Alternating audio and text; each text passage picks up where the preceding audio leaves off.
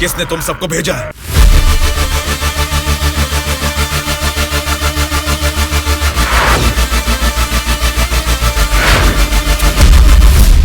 देखो बच्चों, आज जो तुम सब यहाँ हो, इसका मतलब ये नहीं कि तुमने कोई गलत काम किया है या फिर तुमने कोई कानून तोड़ा है। छोटी सी गलती की वजह से तुम्हें यहाँ आना पड़ा, इसे जेल मत समझना पढ़ाई करने हॉस्टल आए हो। यहाँ से लोग पढ़ के टीचर, डॉक्टर, लॉयर बने हैं। अगर तुम लोग अच्छी तरह से पढ़ाई करोगे तो सरकार मुफ्त में शिक्षा देने के लिए तैयार है। इसलिए तुम में से कौन कौन क्या क्या पढ़ना चाहता है, तुम्हारे लक्ष्य क्या हैं, एक एक करके बताओ। सर, मेरा नाम कुमार है सर, मैं वकील बनना चाहता हूँ सर।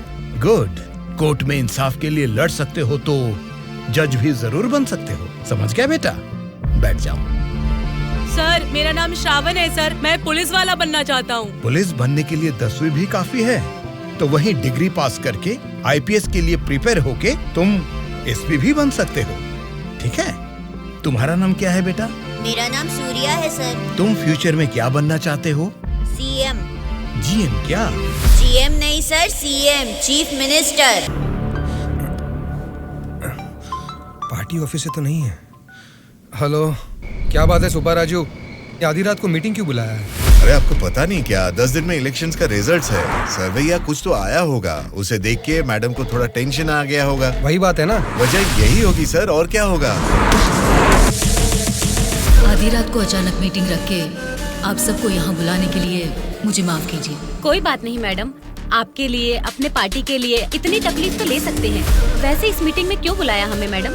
क्योंकि सभी वोटिंग सर्वेस चेक किए गए हैं। सर्वे में ये पता चला है कि पूरे राज्य की 175 असेंबली सीटों में इस बार सत्ता वाली पार्टी को 40% और विपक्ष की पार्टी को 42% सीट्स मिलने की संभावना है और बचे हुए असेंबली सीटों में इंडिपेंडेंट कैंडिडेट्स के जीतने की आशंका है। इसीलिए इस बार हमारी पार्टी को सरकार बनाने के लिए 10 सीटें हर हाल में चाहिए।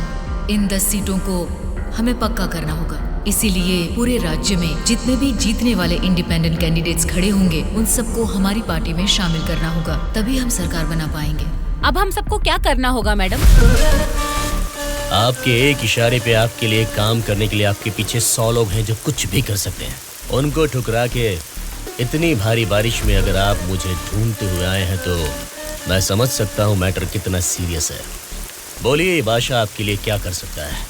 राज्य भर में जीतने वाले उन इंडिपेंडेंट कैंडिडेट्स के ऊपर हमें जल्द से जल्द ग्राउंड लेवल पर काम शुरू करना होगा। विपक्षी पार्टी कोशिश करे उससे पहले हमें ही उनको खरीदने की कोशिश करनी है। आज इस उम्र में भी इतने सालों से मैं एक विपक्ष की पार्टी ही चला रही हूँ बादशाह। इसीलिए चाहे कुछ भी हो जाए, सरकार तो हमारी ही बननी चाहिए बादशाह। आपकी बात सही है मैडम, लेकिन इस दरमियान सरकारी पार्टी से मिला हुआ वो गुंडा दुर्गा हमारी तरफ आने वाले इंडिपेंडेंट्स को अपनी तरफ नहीं खींचेगा, इसकी क्या गारंटी है? काटने वाले कुत्ते को बांध के रखते हैं, इसीलिए इस बार उसके ऊपर नॉन बेलेबल केसेस लगवाकर उसे जेल में बंद रखा है। इसका मतलब हमारे लिए कोई खतरे की बात नहीं है ना मैडम? इस काम को अंजाम देने के लिए तुम्हें एक काम करना होगा। क्या करना है बोलिए मैडम। सेंट्रल जेल में एक कैदी है।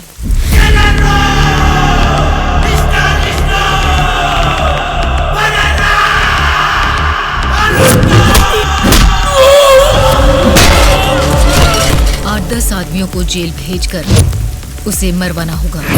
नाम क्या है उसका? दुर्गा।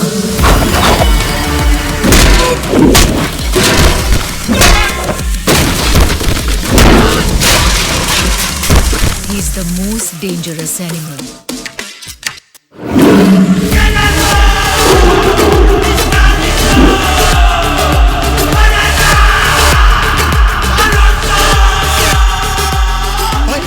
हमारी लोगों को कोई मार रहा है।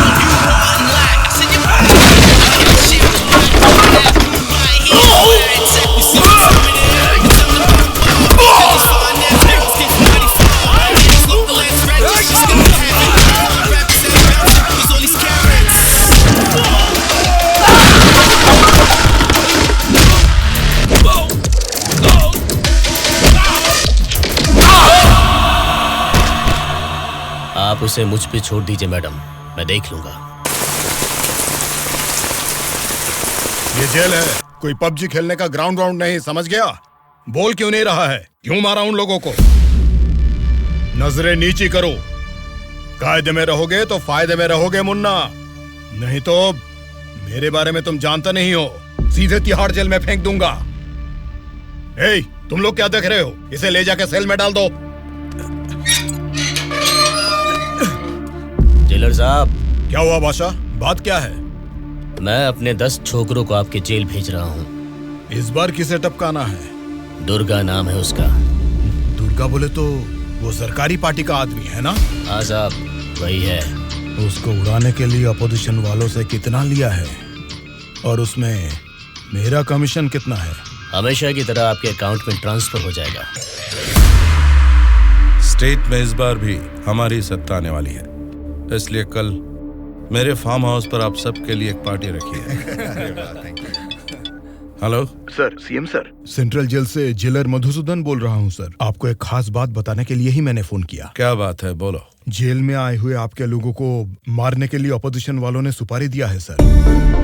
अगर आपको आपके लोगों की जरूरत नहीं है तो मैं बीच में नहीं आऊंगा, लेकिन अगर आपको इनकी जरूरत अभी भी है तो अपनी जान पर खेलकर भी मैं उन्हें बचा लूंगा। अब आप बताइए, आप किन लोगों को मैं बचा लूं या फिर उनके हवाले छोड़ दूं? मुझे जरा 10 मिनट का टाइम दीजिए। ठीक है सर, मैं आपके कॉल का इंतजार करूंगा।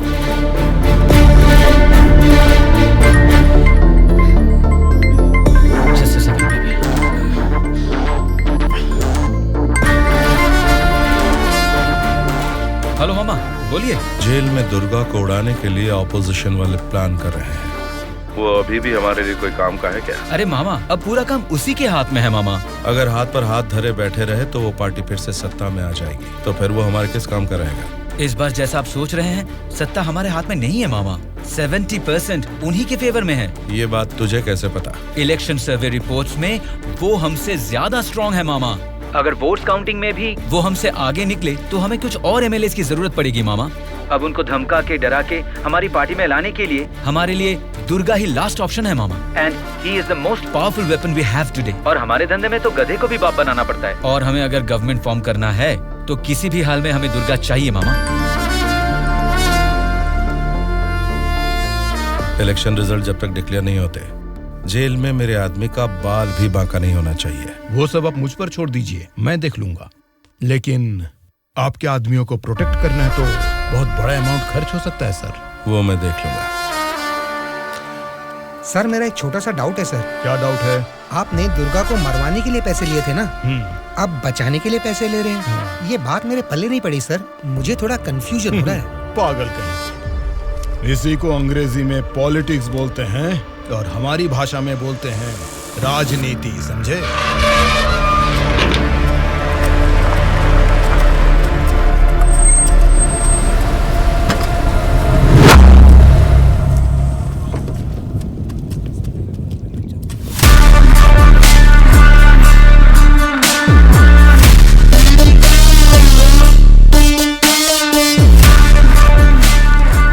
फिर से जेल में आ गए ना, अब लगता है जेल में कोई बड़ा कांड होने वाला है।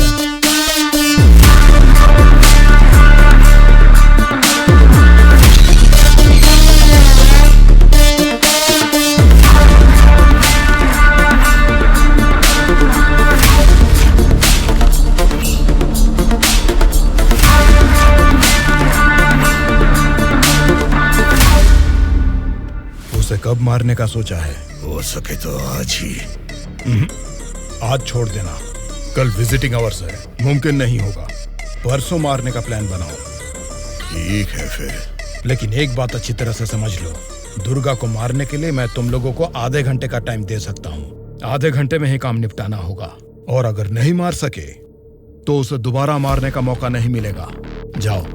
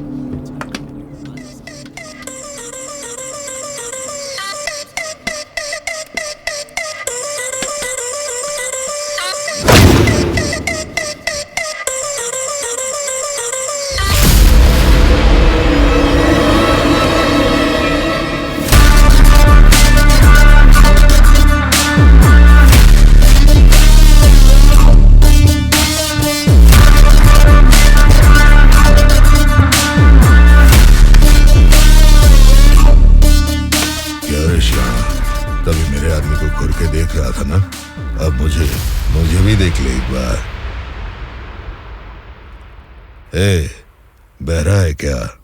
आंखें निकाल कर गोटियां खेलूंगा। बोलना।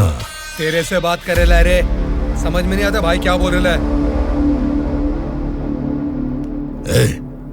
देखना, एक बार देख मुझे।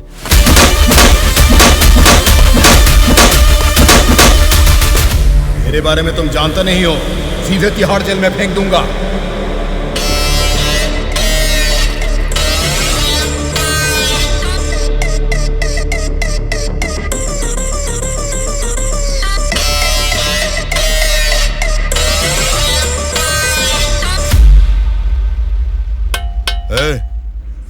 तुझसे मिलने कोई आया है? मिलने।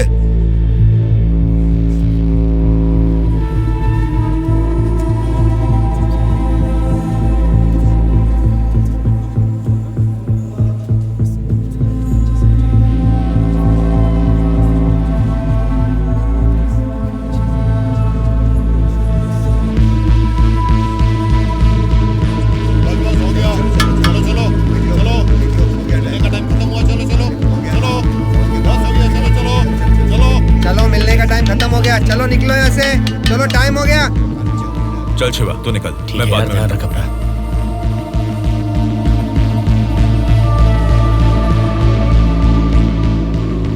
शिवा, भावना कैसी है? देखा, अभी याद आई ना तुझे उसकी? मुझे लगा तू भूल गया था।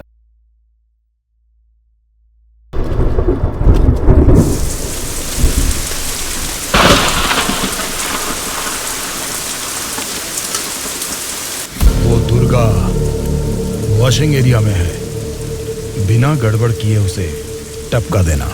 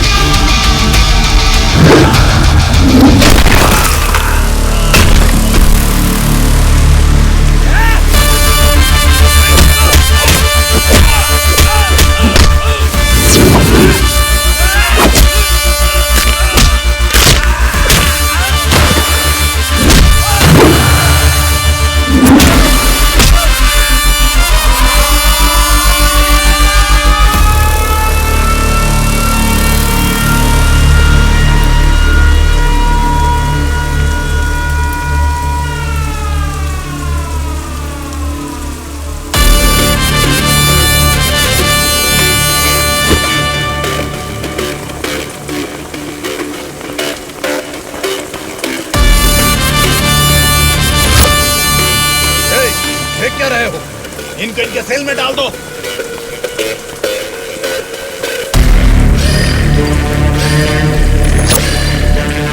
हाँ जेलर साहब। यो बादशाह, तुम और 10 लोगों को भेजोगे ना तो भी जेल में उस दुर्गा को नहीं मार सकोगे।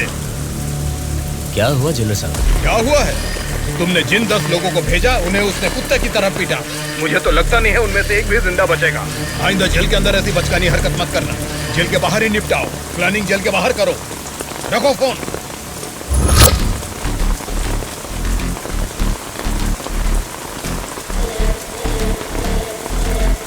आपने जो यकीन मेरे ऊपर किया था,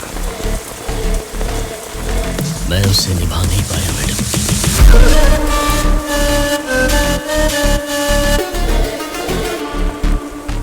आप ये गन लीजिए मैडम। इस गन से मुझे अभी इसी वक्त यहीं पे मार दीजिए, नहीं तो मुझे एक और मौका दीजिए। मैं खुद जेल में जाकर उस दुर्गा को मारूंगा।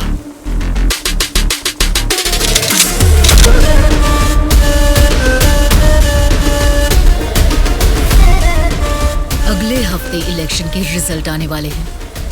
अगर रिजल्ट मेरी फेवर में नहीं आए तब बताऊंगी कि तुम्हें किसको मारना है।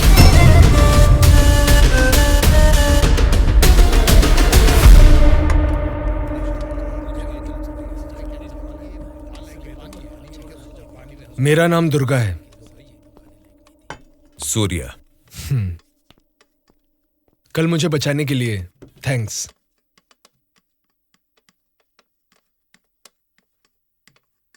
तुम्हारे बारे में सुना था, तुम किसी मर्डर केस में जेल आए हो।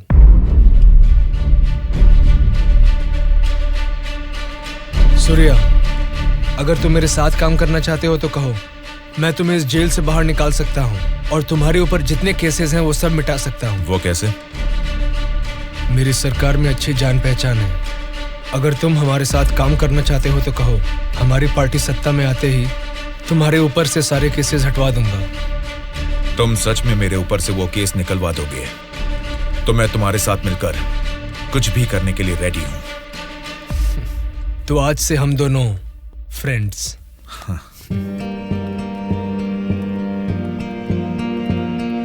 अच्छा, उस दिन वो लोग तुम्हें मारना क्यों चाह रहे थे? ऑपोजिशन वाले तो मुझे कई दिनों से मारने की कोशिश कर रहे थे, क्योंकि उन्हें इस बार जेल में मौका मिल गया, इसीलिए वो मुझे मारने आ गए।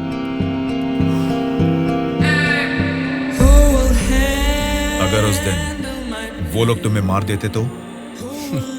क्या होता? जेल में तुम्हारे जैसे अच्छे फ्रेंड को खो देता।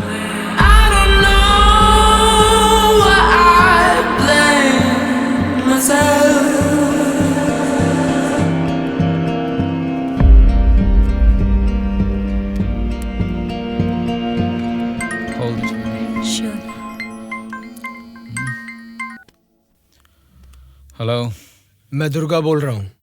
बोलो दुर्गा। यहाँ जेल में मैं एक आदमी से मिला। किसी छोटे मोटे मर्डर केस में अंदर आया है, लेकिन उसकी हिम्मत अलग ही लेवल की है भाई। वो तो ठीक है, लेकिन क्या वो हमारे काम आएगा? बेशक वो हमारे काम आएगा भाई। ठीक है, इस बार इलेक्शन रिजल्ट्स अगर हमारे फेवर में नहीं आए तो तुम्हें बाहर आना पड़ेगा। ठीक है भाई। तब मैं मामा से बात करके तुम्हारे साथ उसको भी बाहर लाने का प्लान करूंगा।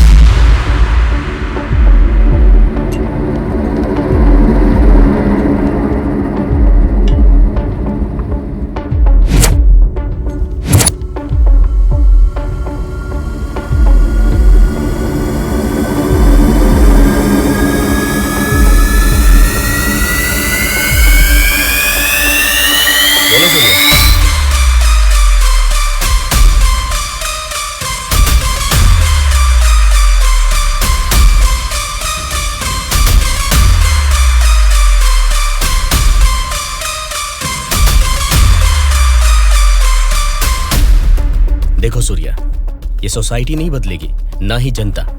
ये 100 साल के इतिहास में तुम्हें कभी लगा है कि वोट डालने का तरीका बदला है? हमें क्या लेना है सूर्या, मेरी बात सुन, ये सब अभी से छोड़ दे। देखो शिवा, जैसा तू बोल रहा है ये समाज नहीं बदला होगा, पब्लिक ने वोट देने का तरीका भी नहीं बदला होगा, लेकिन पब्लिक को पालने वाले नेता लोगों को हमें बदलना है यार। 40 दिन के इंतजार के बाद हुआ पर्दाफाश। जीते हुए उम्मीदवार जश्न मना रहे हैं तो हारे हुए उम्मीदवार उसकी वजह ढूंढने में जुट गए हैं। जनता के वोट ये बता रहे हैं कि उन्हें किसी से कोई बैर नहीं। दोनों मेजर पार्टियों को इलेक्शन में लगभग एक समान वोट मिले हैं। राज्य की पूरे 120 असेंबली सीटों में से सरकारी पार्टी को 48 सीट मिले हैं, वहीं ऑपोजिशन पार्टी को 52 सीट मिले हैं। बाकी 20 सीटें इंडिपेंडेंट एमएलएस को मिले हैं और वो ही तय करेंगे कि राज्य में सरकार किस पार्टी की बनेगी। अब उनमें से कितने लोग कौन सी पार्टी को समर्थन करेंगे, राज्य की सत्ता कौन सी पार्टी को जाएगी, ये सब जानने के लिए शक्ति परीक्षण होने तक सबको इंतजार करना ये क्या है सर? इस बार ऐसे कैसे हो गया? अब हम क्या करेंगे सर? इस बार भी गवर्नमेंट हमारी ही बनेगी।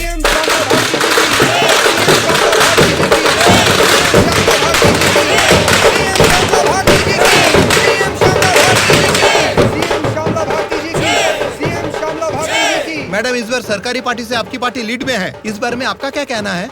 जनता को अब हमारे ऊपर यकीन आ गया है, इसलिए इस बार हमारी पार्टी लीड में है। Thank you. श्यामला भारती जी की, सीएम श्यामला भारती जी की, सीएम श्यामला भारती जी की, सीएम श्यामला भारती जी की, सीएम श्यामला भारती जी की, सीएम श्यामला भारती जी की, सीएम श्यामला भारती जी की, सीएम श्यामला भारती जी की।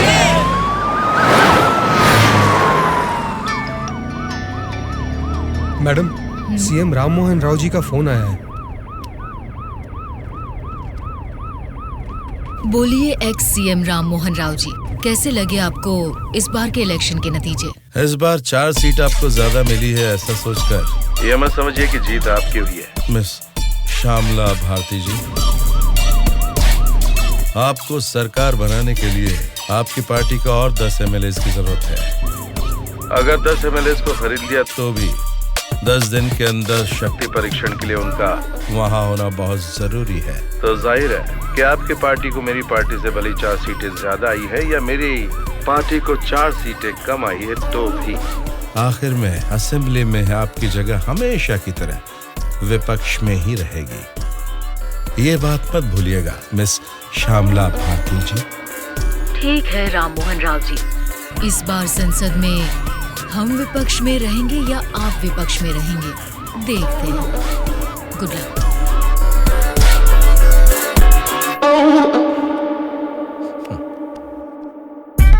ये जानते हुए कि हमारी पार्टी लीड में है, ये राम मोहन राव कॉन्फिडेंटली कह रहा है कि हमारी पार्टी जीत नहीं सकती। इससे ये साफ पता चलता है कि हमारी पीठ पीछे साजिश हो रही है। हम एक लीडिंग पार्टी है, हमें हमारी पार्टी को सत्ता में लाने के लिए उन 20 इंडिपेंडेंस को हमारी पार्टी में लाने का कोई न कोई तरीका ढूंढना होगा। हमें उन 20 लोगों को जल्द खरीदना होगा मैडम, और उसका केवल एक ही रास्ता है। कौन सा रास्ता? अनंतगिरी में 20 साल से ना हारने वाले कल्याण प्रसाद को हमें सबसे पहले खरीदना होगा मैडम। उसी को क्यों?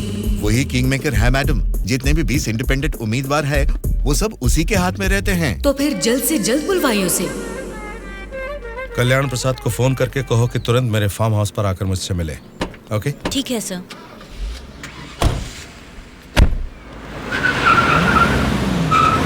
लगता है सब लोग आ गए हैं, तेरी वजह से ही लेट है। हाँ रुको रुको। नमस्कार मैडम।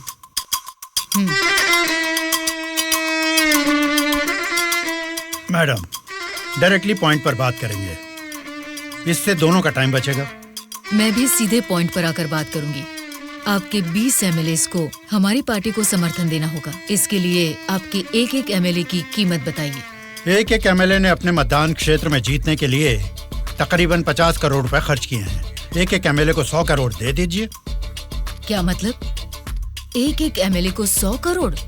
मतलब इसके हिसाब से 20 एमएलए को 2000 करोड़? हाँ मैडम। इतना क्यों?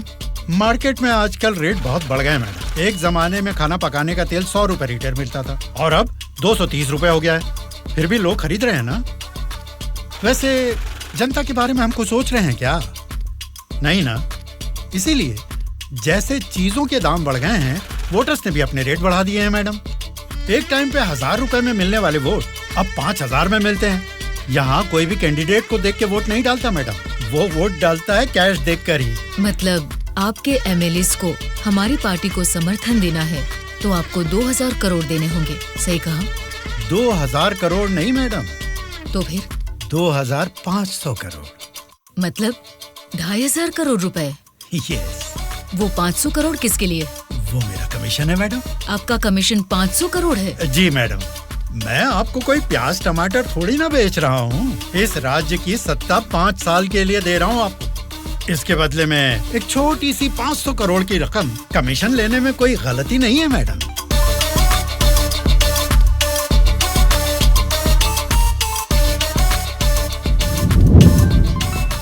सत्ताधारी पार्टी का फोन। अगर मेरा प्रपोजल आपको जमता है तो फोन काट दूंगा, और नहीं तो इस बार फिर से उन्हीं की सरकार बनेगी। सोच लीजिए। सर, कल्याण प्रसाद जी मेरा कॉल कट कर रहे हैं सर। फिर से ट्राई करो। Okay sir.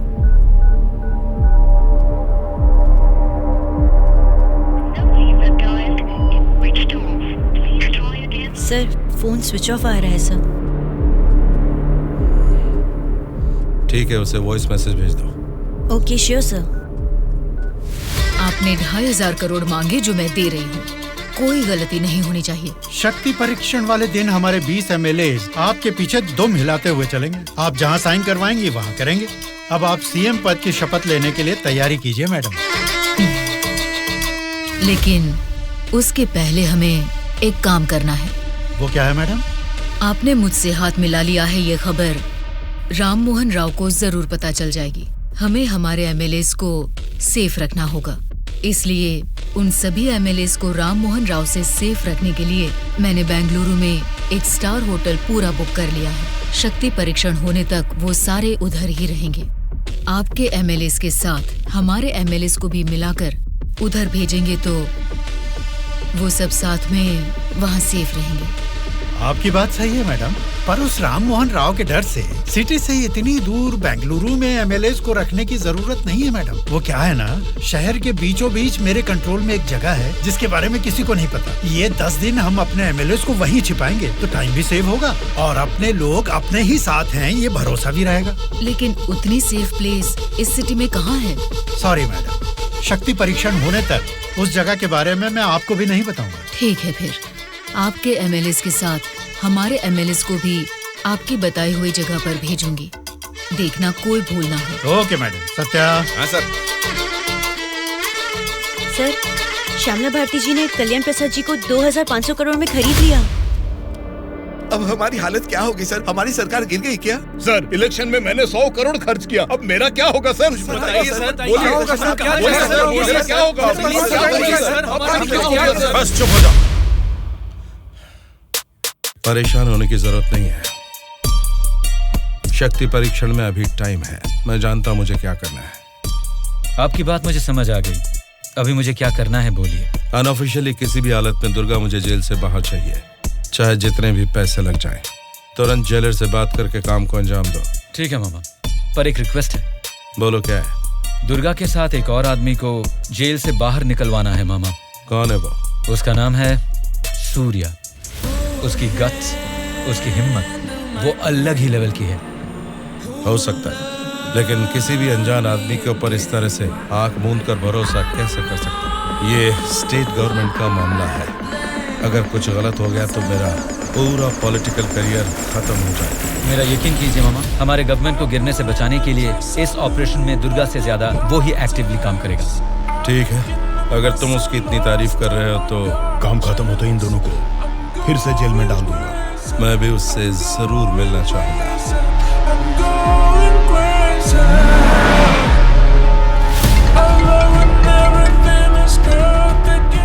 हेलो मैडम, मुझे आपको एक इन्फॉर्मेशन देनी है। हाँ बोलिए। जेल से दुर्गा भाग गया है। अपने एमएलएस को संभालिए।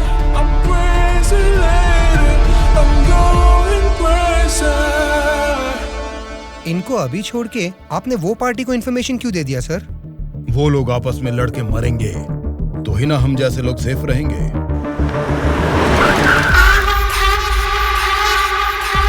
आज रात यहीं पे रुकना। कल सवेरे 8 बजे मामा से मीटिंग हो सकती है। कॉल आते ही यहाँ से निकल जाना। मैडम, कल रात ही मैंने अपने सभी लोगों को सेफ जगह पर शिफ्ट किया है और यहाँ वो सारे लोग बहुत ही एंजॉय कर रहे हैं। वो ठीक है, पहले मेरी बात सुनिए। बोलिए मैडम। सरकारी पार्टी वाले जेल से उस दुर्गा को बाहर लेकर आए हैं, ये इन्फॉर्मेशन आई है। मैं नहीं जानती तुम क्या करोगे, हाँ?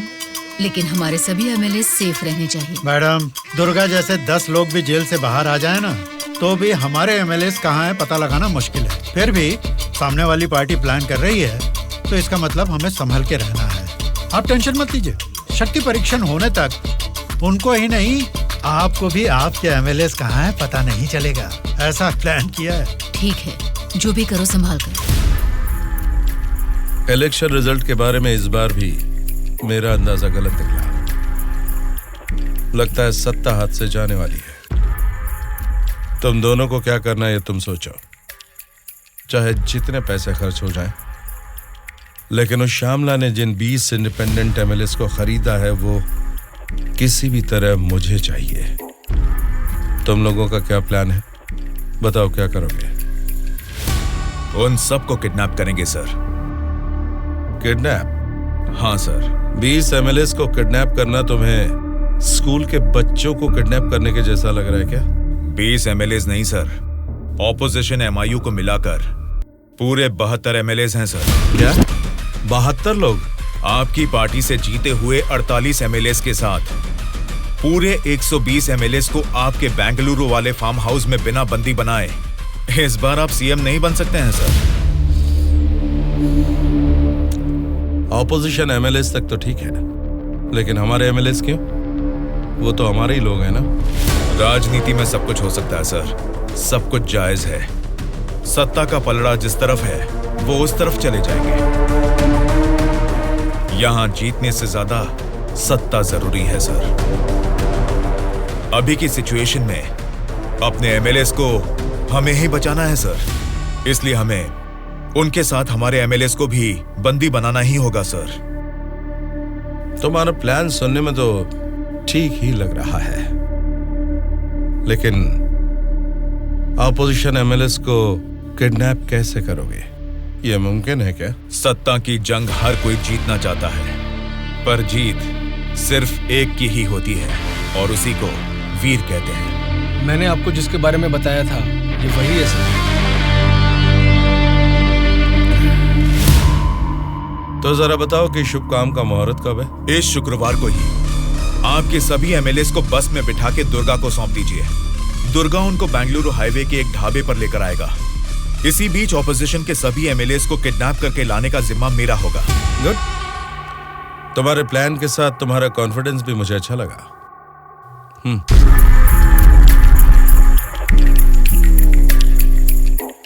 इस बैग में 2 करोड़ है, इसे सिर्फ एडवांस ही समझो। जैसा सोचा है, अगर काम वैसा ही हुआ तो तुम्हारे ऊपर जितने भी केस हैं उनको हटाने के साथ ही इस तरह के कई बैग्स तुम्हें मिलेंगे।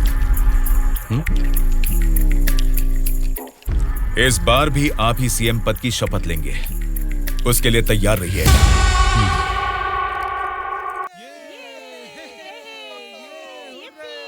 कल्याण प्रसाद के फोन का लास्ट कॉल लोकेशन कल रात 11 बजे का गुलजार हाउस में दिखा रहा था। तभी से लेके अब तक वो किसी के टच में नहीं है।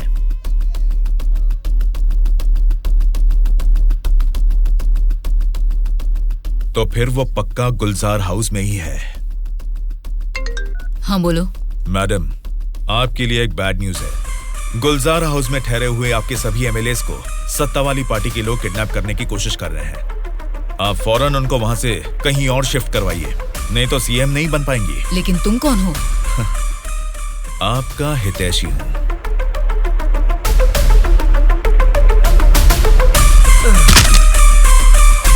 चलिए बैठिए आप लोग अंदर।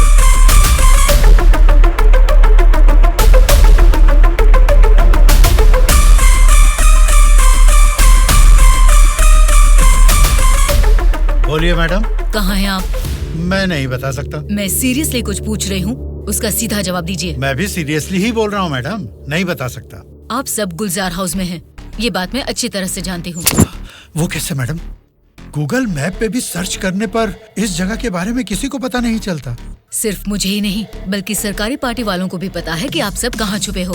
अब क्या करें मैडम? उनके वहाँ पहुँचने से पहले निकलो वहाँ से और अपने साथ सभी एमएलएस को वहाँ से शिफ्ट कर दो। लेकिन अभी के अभी इतने एमएलएस को कहाँ शिफ्ट करेंगे मैडम? मैं बस भेज रही हूँ, मेरे बैंगलोर वाले रिसोर्ट में शिफ्ट हो जाओ। समझ गए तुम? समझ गया।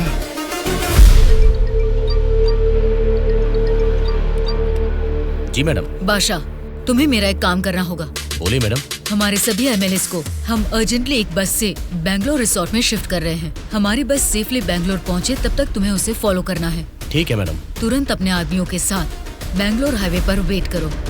Okay madam.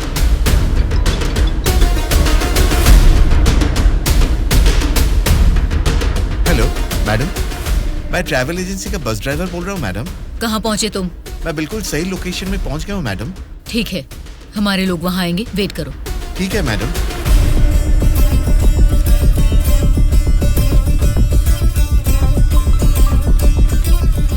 हाँ बोलिए मैडम। बस आ गई है, आप सब तुरंत वहाँ से निकल जाइए। ठीक है मैडम। बस आ गई है, चलिए सब लोग बस में बैठिए।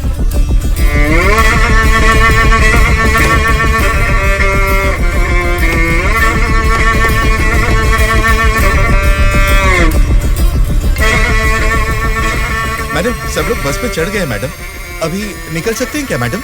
Okay madam. बोलो सूर्या। दुर्गा, हमारा प्लान सक्सेस हुआ। अब सभी एमएलएस मेरे कब्जे में हैं। तुम हाईवे के ढाबे पे वेट करो, मैं भी पहुंचता हूँ। ओके। क्या रे, कुछ पता? बोली मैडम। बस निकल गई है और थोड़ी ही देर में बैंगलोर हाईवे एंटर करेगी। अगर कोई भी हमारी बस को फॉलो करता हुआ दिखे तो उसे वहीं मार देना।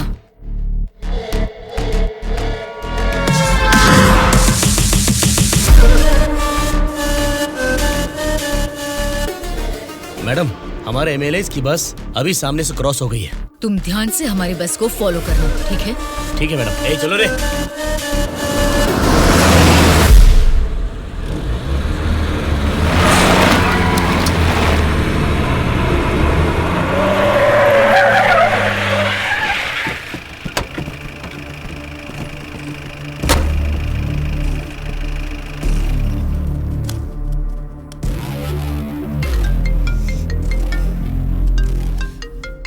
बोलो बादशाह। हाँ मैडम, अभी हमारी बस हाईवे के बाजू में एक ढाबा के पास रुकी हुई है। नाइट जर्नी है ना बादशाह, चाय कॉफी पीने के लिए रुके होंगे। अब इतना भी फोन करके बताओगे? Madam madam. अब क्या हुआ बादशाह? हमारे बस के पीछे ही एक और बस आके रुकी है। और एक बस? हाँ मैडम, देखने में तो सरकारी पार्टी की एमएलए की बस लग रही है। क्या सरकारी पार्टी के एमएलए की बस? हाँ मैडम, पक्का उन्हीं लोगों की बस है मैडम। सच में? लेकिन उनकी बस वहाँ क्यों आई है? पता नहीं चल रहा मैडम। जैसे हम अपने एमएलए को बैंगलोर भेज रहे हैं, वैसे ही वो अपने एमएलए को शायद किसी सेफ जगह पर भेज रहे होंगे। हो सकता है, फिर भी दोनों बस एक ही जगह पर एक ही समय पर ये कैसे हो सकता है? तुम एक काम करो बादशाह, हमारे एमएलए की बस वहाँ से सुरक्षित निकल जाए, तब तक उनकी बस पर तुम कड़ी नजर रखना। ठीक है मैडम।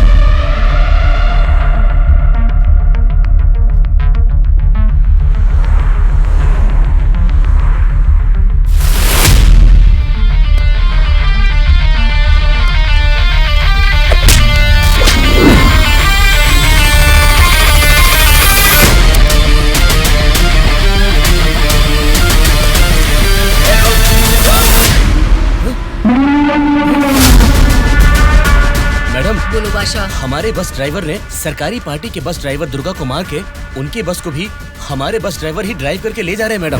व्हाट? उनकी बस को हमारे ड्राइवर क्यों ले गए हैं? मुझे भी कुछ समझ में नहीं आ रहा मैडम। ठीक है, मैं अपने ड्राइवर को फोन करके पता लगा लूंगी। पहले तुम हमारी बस को फॉलो करो। Okay madam. Hello madam. Anwar, क्या कर रहे हो तुम लोग? कुछ लोग आके मुझे मार के हमारी बस को लेके गए मैडम। बोली मैडम। बादशाह, वो लोग अपने ड्राइवर नहीं हैं, कोई क्रिमिनल्स हैं। उनका पीछा करो। Stop them right now. ठीक है मैडम।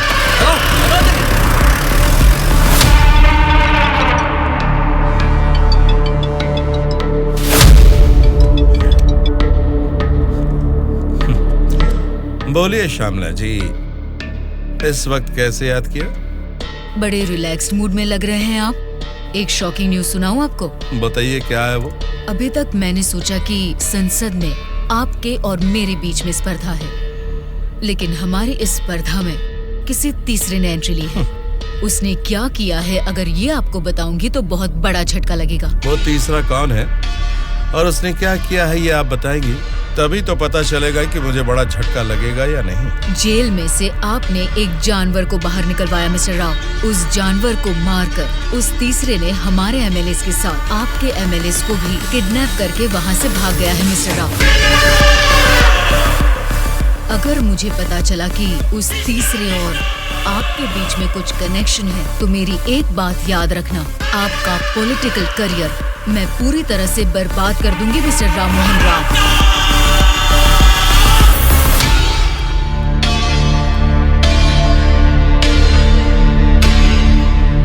क्या हुआ मामा? उस दुर्गा को कॉल कर।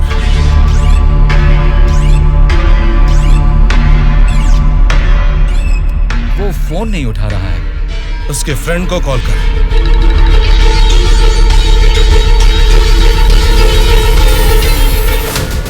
मेरे पॉलिटिकल करियर में ये फर्स्ट टाइम है जब मैंने किसी पर यकीन करके धोखा खाया।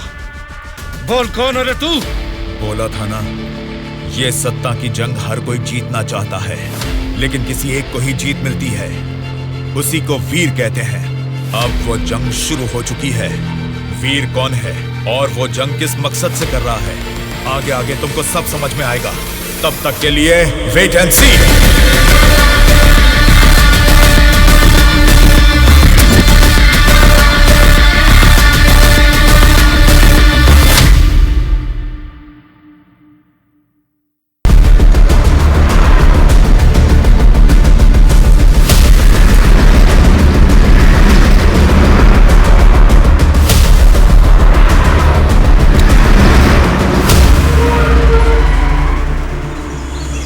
कौन सी जगह है? बेंगलुरु रिसोर्ट बोले थे, गलती से किसी और रूट में तो नहीं आ गए? घना जंगल लग रहा है ये तो।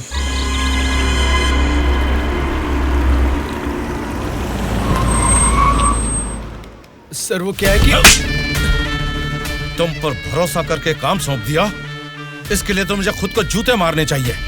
अपना ये चेहरा फिर मुझे कभी मत दिखाना। पता नहीं कहां से एक अनजान आदमी को लाकर मेरे सर पर बैठा दिया। अब देखो उसने क्या किया है। सॉरी मामा। मर जाओ जाकर। उस डीजीपी को फोन करके फार्म हाउस में आने के लिए कहो। ओके मामा। क्या रे, हमारी पार्टी ज्वाइन करने के लिए इस जंगल में आ गए तुम लोग? अरे जब लीड में हम हैं तो तुम्हारी पार्टी में आने की नौबत क्यों आएगी हमें? लीड में हम हैं बोलकर तुम सब लोग हमारी पार्टी में आ गए। देख लो, कुछ अकल है कि नहीं? खाली लीड नहीं, जीतने वाली भी अपनी ही पार्टी है। रुक जाओ, क्या है ये? इतना शोर कर रहे हो? आपस में लड़के कुछ नहीं मिलने वाला। हमें कुछ भी बोलिए, लेकिन हमारी पार्टी को कुछ मत बोलना। समझ गए? जरा सामने आओ और अपनी पार्टी की ताकत दिखाओ। हमारी पार्टी का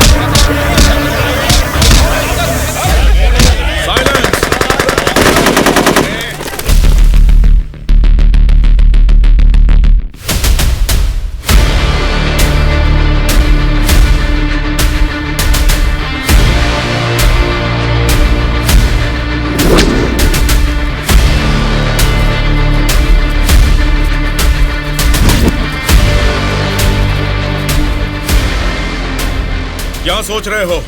जैसे जी में आ रहा चिल्ला रहे हो, अपनी मर्जी से आपस में लड़ रहे हो। ये तुम्हारी असेंबली नहीं है, ये जंगल है। मेरा जंगल, मेरा जंगल, मेरा जंगल। यहाँ कोई स्पीकर नहीं होगा, माइक नहीं होगा, ना ही वॉकआउट होगा। हम सब हाईवे से तकरीबन 250 किलोमीटर की दूरी पर घने जंगल में हैं। बेटा, तुम लोग नक्सलाइस्ट हो, माओइस्ट हो, टेररिस्ट हो, कौन हो बेटा तुम लोग? वो सब कहां से पैदा हुए हैं? तुम जैसे लोगों की गलती से ही वो लोग पैदा हुए हैं। बेटा, तेरी बात मैं मानता हूँ, लेकिन मैं शुगर पेशेंट हूँ। टाइम पर खा के अगर मैंने दवा नहीं लिया तो मेरी बॉडी कांपने लग जाती है बेटा। तुम हेल्थ मिनिस्टर हो ना? हाँ बेटा। तुम्हारे पास बड़े हॉस्पिटल्स हैं, फिर भी तुम्हें ये सब बीमारियां हैं, तो तुम पब्लिक का भला कैसे करोगे? बेटा, हमारे पेट में चूहे दौड़ रहे हैं, पहले कुछ खाने के लिए तो दे दीजिए।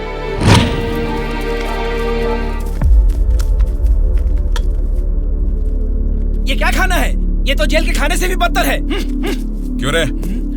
तेरी राशन की दुकान में यही चावल तो बिकता है, फिर वो लोग कैसे खाते होंगे, कभी सोचा है?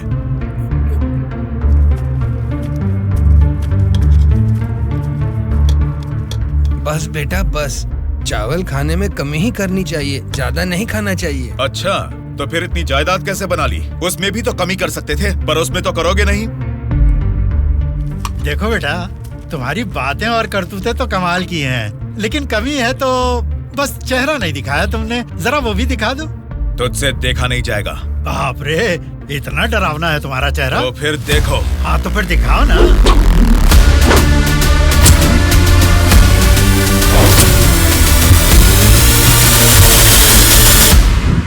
हमारी जिंदगी को लक्ष्य देता है ये महाविद्यालय, हमारे भविष्य को भी रचता है ये विद्यालय। स्वामी विवेकानंद ने कहा था कि देश का भविष्य युवा पीढ़ी के हाथों में है, लेकिन युवा होने के नाते हम क्या कर रहे हैं? देश के भविष्य से मुझे क्या करना है, ऐसा बोलकर हम खुद ही को स्वार्थी बनाते जा रहे हैं। मतलब हमारा पढ़ाई करना, नौकरी करना स्वार्थ है क्या? प्रॉब्लम पढ़ाई के बारे में या जॉब के बारे में नहीं है बेटा, तो फिर देश के भविष्य के बारे में ना सोचना ही प्रॉब्लम है। इसीलिए तो हर 5 साल में हम वोटिंग करके नेता लोगों को चुनते हैं, ये सब काम तो उनका है। वही तो हम लोगों की गलती है, वोट देते हैं और भूल जाते हैं। एक स्टूडेंट की हैसियत से फैसला करना आपके हाथ में नहीं है, लेकिन बेहतर समाज का निर्माण करने का सामर्थ्य आप में है।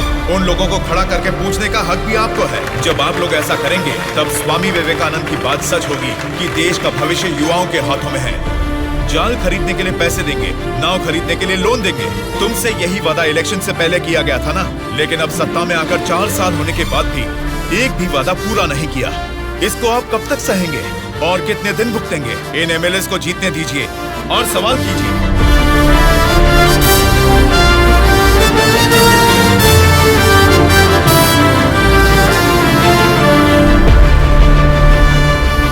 18 साल की उम्र होने के बाद ही हमारे देश में मतदान का हक क्यों दिया जाता है जानते हो? ताकि हम एक सही नेता को चुन सके। लेकिन हम क्या कर रहे हैं? हम बिना सोचे समझे और उनसे पैसे लेकर वोट डाल रहे हैं। अगर ऐसा ही चलता रहा तो कल को आपके बच्चे और फिर उनके बच्चे, हर किसी को इसी तरह की परेशानी होगी। हमें अब बिना सोचे समझे और पैसे लेकर वोट डालने की इस प्रथा को खत्म करना ही होगा। और अगर हमने ऐसा नहीं किया तो सबका नाश निश्चित है। आने वाली पीढ़ी को हम ये बताएंगे कि वोट की जो ताकत है उससे सरकार बदल सकते हैं।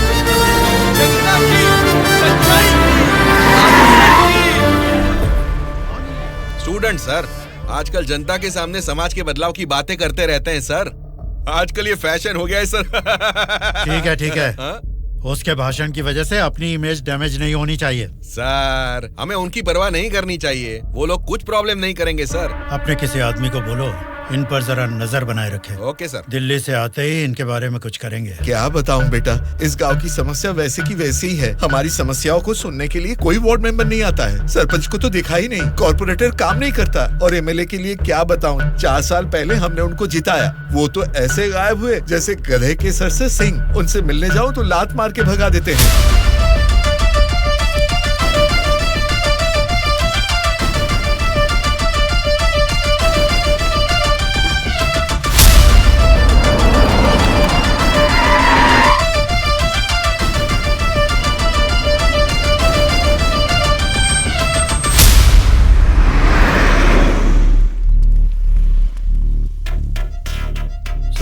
हाँ सर। हम बगल वाली स्टेट में गए थे ना? हाँ सर। तो ये यूएस गए थे, ऐसा फ्लेक्सी क्यों लगा है? हाँ सर। चलो लगे रहने दो सर। फोटो अच्छी है। लगाया किसने इसको? और कौन सर, वो स्टूडेंट्स ही हैं।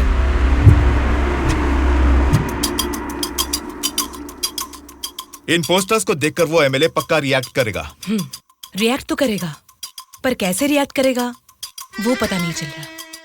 जैसा भी रिएक्ट करें, कोई भी प्रॉब्लम आने तो हम सबका सामना कर लेंगे साथ में। जैसा आपने सोचा वैसा नहीं होगा। शक्ल से तो पढ़े लिखे लगते हैं, पढ़ाई की है तो नौकरी, अच्छी नौकरी कर लेते। ऐसे पेस्ट लगा के पोस्टर लगाने की गंदी हरकतें क्यों कर रहे हैं आप लोग? ये पॉलिटिक्स के चक्कर में क्यों फंस रहे हैं? ये एक दलदल है, एक बार इसमें उतर गए ना तो फिर इससे बाहर नहीं निकल पाओगे, समझ गए ना? मतलब आपकी नजर में वोटर की कोई वैल्यू नहीं? अरे बहुत सही कहा आपने। आपकी नजर में वोटर की बड़ी कीमत है, लेकिन हमें वोट की कीमत पता है। यही फर्क है आपकी और हमारी सोच में। एक बार वोट मिल गया ना, फिर वोटर को कौन पूछता है? 5 साल के लिए हम ही राजा, हम ही मंत्री। मतलब आपसे सवाल करने वाला कोई नहीं है क्या? अब तुम ही बताओ, जो लोग पैसा लेकर वोट डालते हैं उनको सवाल पूछने का अधिकार है? अभी जो भी हो रहा है वो इलेक्शन नहीं है, कलेक्शन है। हम वोट कलेक्ट करेंगे, वो पैसे कलेक्ट करेंगे। एक एक वोट का 5,000, 1.5 लाख वोट हैं, मतलब 75 करोड़। उसके साथ दारू, बिरयानी, नाच गाना, पोस्टर, पब्लिसिटी, इनके अलावा हमारे नेता को मिलने वाले गिफ्ट्स, बाप रे, तकरीबन 150 से 200 करोड़ खर्च होता है। अब इस खर्चे को प्रॉफिट में बदलना है, 200 करोड़ का 1000 करोड़ बनाना है। ये सब करने में ही 5 साल निकल जाएंगे। फिर जनता की सेवा करने का टाइम कहाँ रहेगा? वैसे वोट बेचने वाले की हम सेवा क्यों करें? उसको पूछने का हक नहीं है, क्योंकि उसने तो अपना वोट बेच दिया है। इसलिए मैं तुम लोगों को आखिरी बार बोल रहा हूँ, सड़क छाप गुंडागर्दी से जिंदगी शुरू की थी, अब स्टेट मिनिस्टर हूँ। मुझे फिर से गुंडा बनने पर मजबूर मत करो। इलेक्शन नजदीक आ रहे हैं। पिछली बार वोट के लिए 5,000 मांगे थे, इस बार 10,000 मांगेंगे। हमें इसके लिए तैयार रहना है। यहाँ वोट के लिए ही नहीं, सीट के लिए भी पैसे देने हैं। पार्टी हाईकमांड मेरी परवाह नहीं करेगी तो मुझे बहुत दिक्कत हो जाएगी। मेरे रास्ते से हट जाइए। इसके बावजूद भी अगर किसी ने रोका तो तुम सबकी डेट ऑफ बर्थ तो अलग अलग है, लेकिन डेट ऑफ डेथ एक हो जाएगी, याद रखना। चलता हूँ। डार्लिंग, डार्लिंग, सब अच्छा ही हुआ है। टी स्टेट का एडवांस दे दिया है। अगले महीने इलेक्शन है, उसके बाद रजिस्ट्री होगी। ऊटी टी स्टेट की तुम ही मालकिन हो। तुम्हारा सर देखो। आपकी नजर में वोटर की बड़ी कीमत है, लेकिन हमें वोट की कीमत पता है। एक बार वोट मिल गया ना, फिर वोटर को कौन पूछता है। 5 साल के लिए हम ही राजा, हम ही मंत्री। आज की ब्रेकिंग न्यूज, हम आपके सामने एमएलए कल्याण प्रसाद जी की बेईमानी का खुलासा करने वाले हैं। टीवी देखिए सर। जो लोग पैसा लेकर वोट डालते हैं उनको सवाल पूछने का अधिकार है। अभी जो भी हो रहा है वो इलेक्शन नहीं है, कलेक्शन है। तो तुम सबकी डेट ऑफ बर्थ तो अलग अलग है, लेकिन डेट ऑफ डेथ एक हो जाएगी, याद रखना।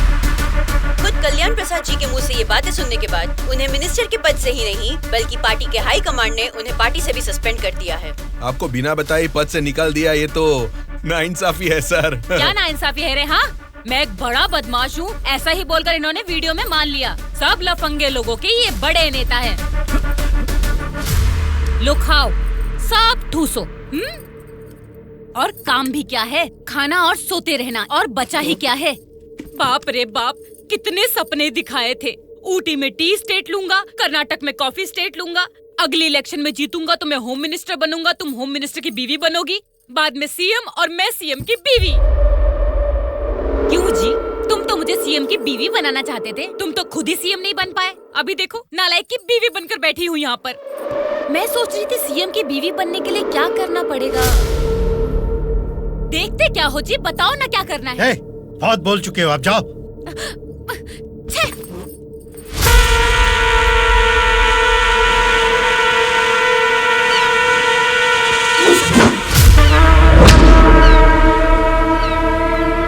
अरे क्या कर रहा है? निकाल उसे।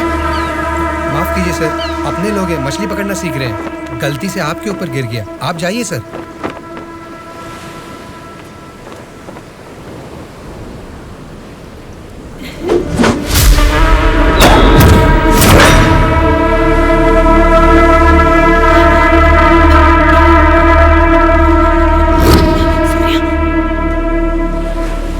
सॉरी सर, मछली पकड़ते समय समुंदर में सब मछलियां तो नहीं पकड़ सकते ना सर।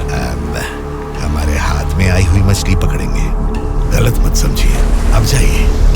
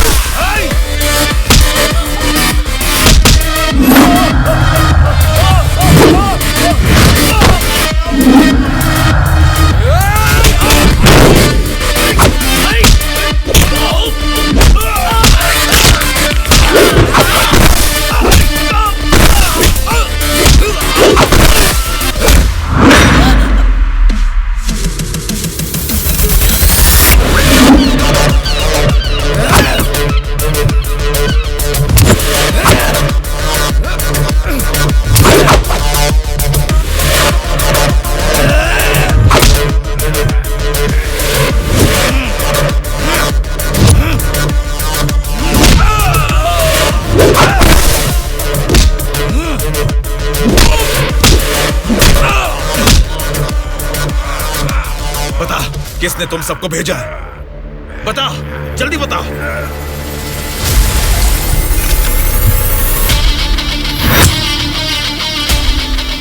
इतना हैरान क्यों है? मरा हुआ आदमी तेरे सामने जिंदा कैसे खड़ा है, यही सोच रहा है ना तू?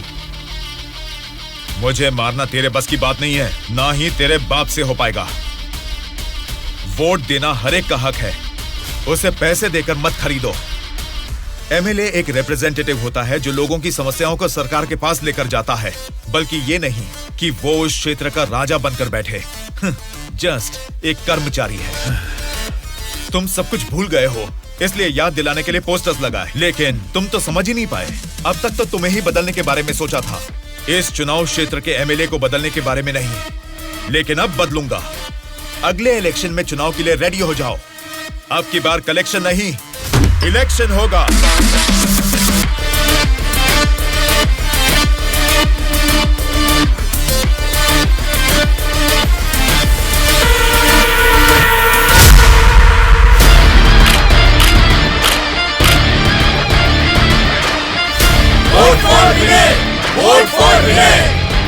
इसका नाम विनय है।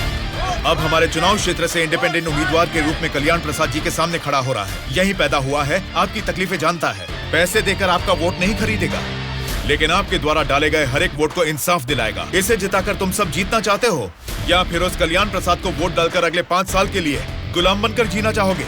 ये आपकी मर्जी है। भैया अभी तक पैसे लेके वोट देते थे, लेकिन अब भले काम के लिए वोट देंगे हम। अभी तक हमें कोई ऐसा नहीं मिला जो हमारा साथ दे। आप खड़े हो भैया, इस बार हम वोट आप ही को देंगे।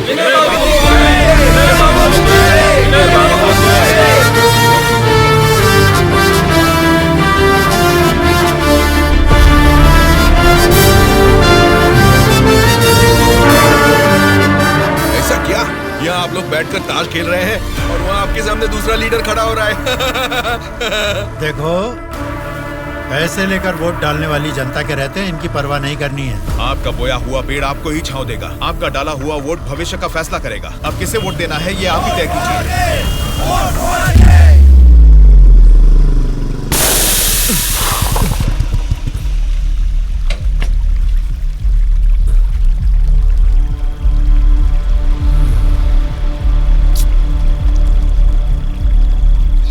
पंचर बना लो, पंचर। क्या बाबू, गाड़ी पंचर क्या? हाँ भाई, जरा अर्जेंटली जाना है। आप पंचर बना दोगे? बनाऊंगा ना। आगे जाके ये हमारे गांव का एमएलए बनेगा। पंचर थोड़ा खट से बना रे। तुम्हारे रोज जाने वाले रास्ते में अचानक तुम्हारी गाड़ी पंक्चर हो गई है, फर्क नहीं दिख रहा है क्या? उसके साथ जैसे गाड़ी पंक्चर हुई तभी पंक्चर वालों का हाजिर होना अजीब नहीं लग रहा है? वैसे तो इलेक्शन में खड़े होना भी अजीब बात है। आप तो एमएलए बन जाएंगे, असेंबली में चले जाएंगे, अपन तो इधर ही रह जाएगा ना। हम तो गुंडागर्दी ही करेंगे, और करेंगे भी तो क्या होगा? मारना, काटना, जलाना और बलात्कार करना। हम किसको मारेंगे, किसको काटेंगे जानते हैं? तेरे दोस्तों को। तेरे दोस्त सूर्या को बहुत बुरी मौत मारेंगे। बाद में बच्चों कौन जानते हैं आप? आपके साथ घूमती है ना वो गोरी गोरी लड़कियां, जैसे चाहे मजे करेंगे। अय्याशी करके मुंबई रेड लाइट एरिया में जाके बेच देंगे उनको। सोच लेना। चलो रे। आप सबको कुछ बताना चाहता हूँ, लेकिन आप लोग गुस्सा मत होना। तो फिर तुम वो बात ही क्यों कर रहे हो जिससे गुस्सा है? अरे वो बात नहीं है। अरे तो अब बता भी दो ना। मैं ये इलेक्शन नहीं लड़ूंगा। What? ए, सच सच बताओ, क्या तुम्हें किसी ने डराया? ऐसा कुछ नहीं है, मैं ये इलेक्शन नहीं लड़ूंगा बस। ए, तेरी आंखों में मुझे डर दिख रहा है। क्या बात है, बोल। हाँ यार, मैं डर रहा हूँ, तो अब क्या करूँ? अगर जान का डर था तो इस इलेक्शन में खड़ा होने के लिए तैयार क्यों हुआ? कल ही नॉमिनेशन की लास्ट डेट है। कल 3 बजे एमआरओ ऑफिस के पास हम सब तेरा वेट करेंगे। तू कल आ रहा है और नॉमिनेशन भी डालेगा। उल्टा सीधा बोलेगा तो इन सब के बारे में तो नहीं जानता, लेकिन मैं तुझे मारकर समुंदर में फेंक दूंगा। याद रखना, कल शाम को 3 बजे एमआरओ ऑफिस। ये चलो रे। कल हम तेरे लिए वेट करेंगे।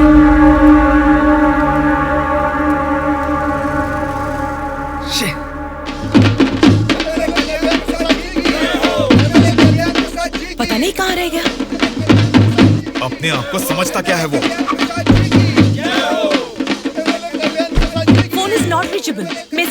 जा रहा। एमएलए कल्याण प्रसाद जी की एमएलए कल्याण प्रसाद जी की एमएलए कल्याण प्रसाद जी की एमएलए कल्याण प्रसाद जी की एमएलए कल्याण प्रसाद जी की। संभाल के रखना, बात के कार्यक्रम में काम आएंगे। नमस्कार वोटर महाराज, आपके अनमोल वोट आप मुझे ही देंगे ना? आप ही देंगे। अच्छा मुहूर्त निकलने से पहले नॉमिनेशन करके आता हूँ। नमस्ते।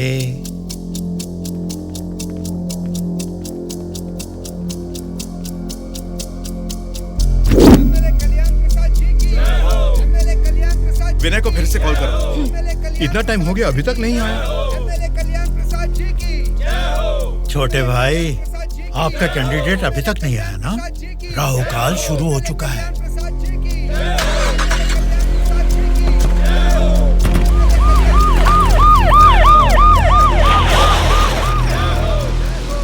हम तुम्हें अरेस्ट करने आए हैं। हमें चलो बताते हैं।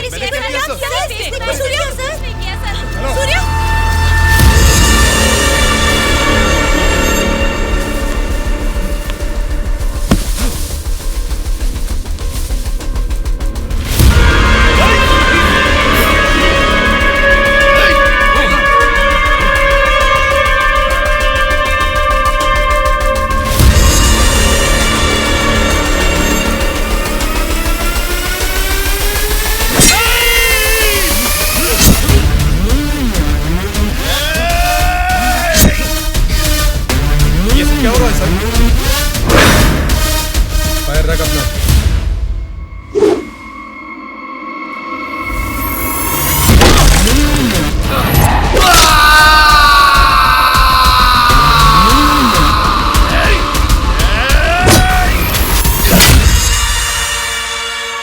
पकड़ रहे इसे। सर, ये सब क्या हो रहा है सर? हो रहा है नहीं, जो हुआ है वो बता रहा हूँ। पकड़ इसे।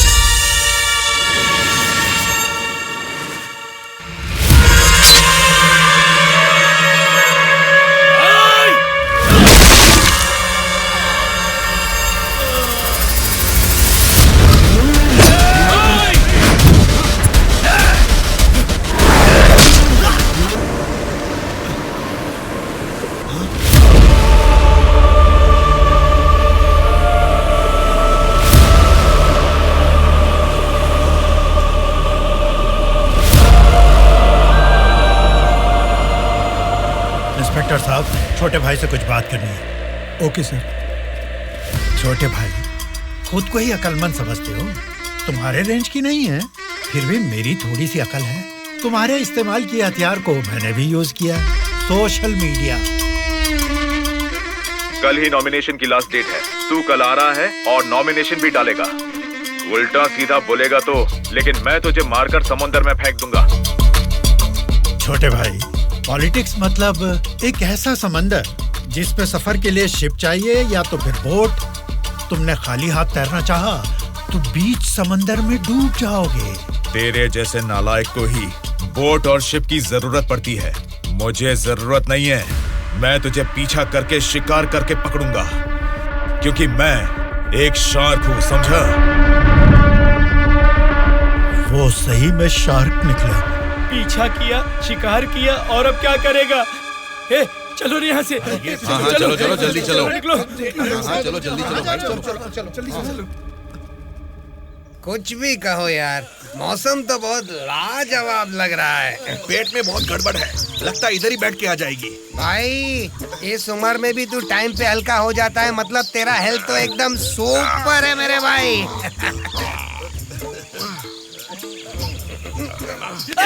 अरे मेरा पेट गड़बड़ चल रहा है यार।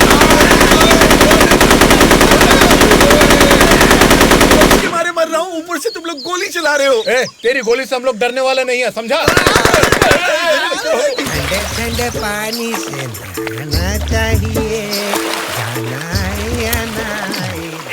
तू पागल हो गया क्या? कोई अपना लीज खुला छोड़ के नहाता है क्या? मैं तो डर ही गया। मेरे लीज पे बुरी नजर डालता है। घर में बाप भाई है कि नहीं? अभी भी तेरा लीज जीत रही है, एनाकोंडा नहीं बना पाया। तुम लोगों को लीच और एनाकोंडा में फर्क नहीं समझता है क्या? लीच हो या एनाकोंडा हो, बीन बजाने से भी कोई फर्क नहीं पड़ने वाला है। अरे इस जंगल में बीन बजाना चाहिए।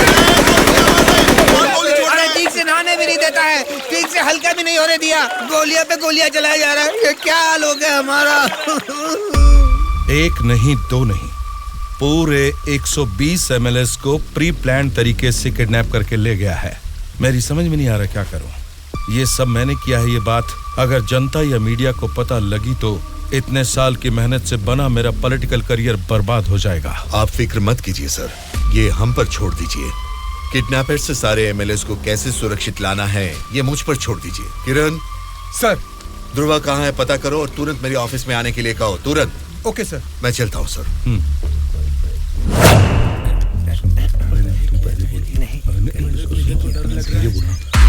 मुझे तो डर लग रहा है। तुम ही बोलो बेटा क्या है? आपके बारे में सब कुछ पता चल गया बेटा। सच में नाइंसाफी हुई है। मैं सच बोल रहा हूँ, लेकिन गलती तो उसने की है। फिर हम लोगों को यहाँ लेकर क्यों आए हो बेटा? चाहिए तो उसको अकेले रख लो और हम लोगों को छोड़ दो बेटा। ठीक है, तुम लोग कह रहे हो तो मैं तुम्हें छोड़ दूंगा। उससे पहले मैं तुम सबसे 3 सवाल पूछूंगा। अगर तुमने सही जवाब दिया तो मैं तुम सबको आज ही छोड़ दूंगा। पहला सवाल, आप में से सनी लियोन को कितने लोग जानते हैं? क्यों नहीं जानते सर, वो तो मेरी पसंदीदा फिल्म स्टार हैं। उसे देखे बिना मुझे नींद ही नहीं आती, समझे? दूसरा सवाल, पूजा हेगड़े को कितने लोग जानते हैं? पूजा हेगड़े का मैं बहुत बड़ा फैन हूँ बेटा। एक चुम्मा, एक चुम्मा, एक चुम्मा।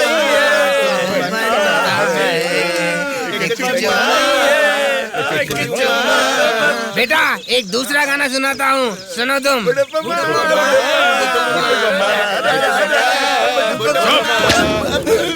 तीसरा सवाल, नारायण स्वामी को कितने लोग जानते हैं?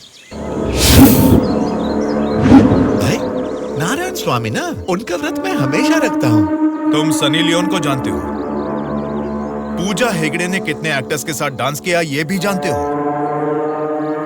लेकिन जनता के लिए अपनी जान भी कुर्बान करने वाले नारायण स्वामी को नहीं जानते। कौन है बेटा वो?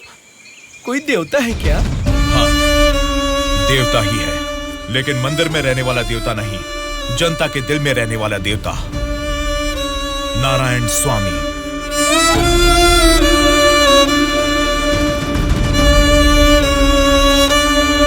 नमस्कार सर। नमस्ते माँ जी। नमस्ते नमस्ते।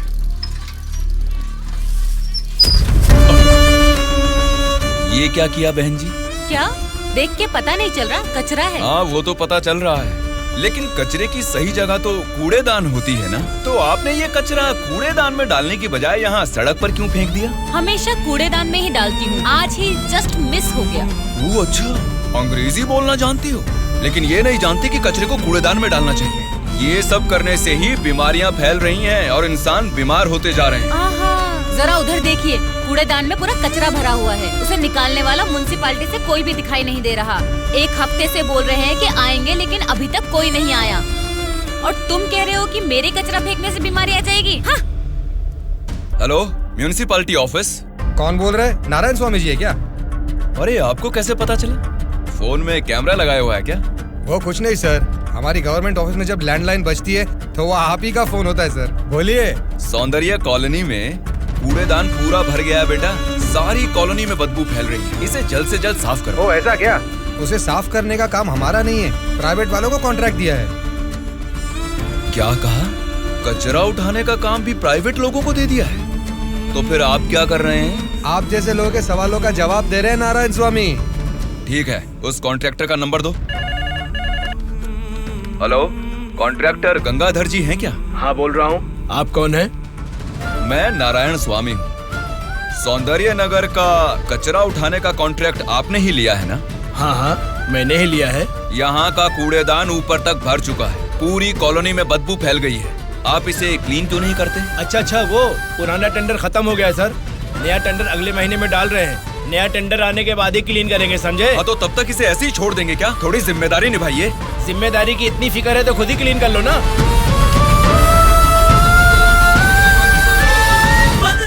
यहाँ इतनी सफाई है, यहाँ सुसु क्यों कर रहा है? वहाँ पब्लिक टॉयलेट है, उधर जाके सुसु करना। अरे वहाँ जाके हल्का होने का 2 रुपए लेते रे, पीने का पानी 1 रुपए रे, और हल्का होने के लिए 2 रुपए कहाँ से लाऊं मैं? चलो जाओ यहाँ से। जा रहा हूँ मैं।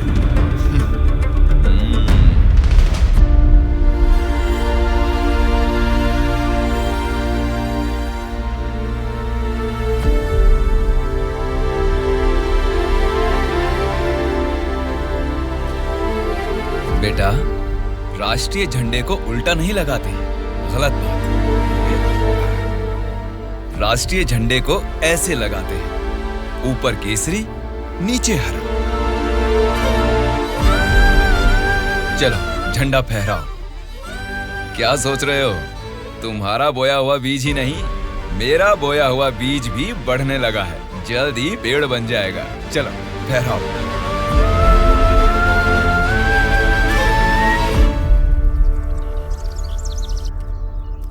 तुम्हारे माँ बाप कौन है?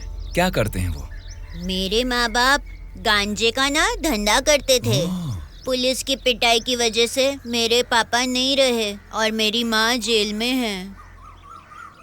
तो मतलब तुम पढ़ते नहीं हो क्या? पहले पढ़ता था, मेरी माँ ने पढ़ाई बंद करवा के बोला कि गांजे के धंधे में लग जाओ, इसलिए उन्होंने मुझे स्कूल से भी निकलवा दिया।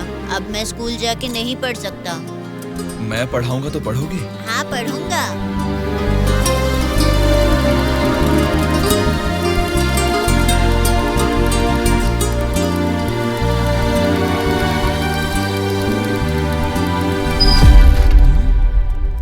क्या कर रहे हो? स्कूल के बच्चों को दारू बेचना गलत बात है, वो भी इतने छोटे बच्चों को। 18 से कम उम्र वालों को दारू नहीं बेचनी। पता है ना तुम कानून का उल्लंघन कर रहे हो। कौन मैं? कानून की आंखों पर तो पट्टी बंदी है। पट्टी निकालो और अपने पीछे जेब में डाल दो। सिगरेट की दुकान स्कूल के बाजू में हो सकती है, मेरी वाइन शॉप नहीं हो सकती। मैंने कानूनन लाइसेंस लेके ये शॉप यहाँ खोली है। वैसे ही धंधा नहीं होने से हम परेशान हैं और तुम यहाँ आकर उपदेश देकर टाइम और धंधे की वाट लगा रहे हो। पढ़ाई करने वाले बच्चों को ही नहीं, पैसा मिलेगा तो दूध पीने वाले बच्चे को भी दारू बेचूंगा मैं, समझा तू? मेरा धंधा ही धर्म है। एक तो गलत काम कर रहे हो, ऊपर से चिल्ला रहे हो। हाँ चिल्लाऊंगा, क्या कर लेगा तू?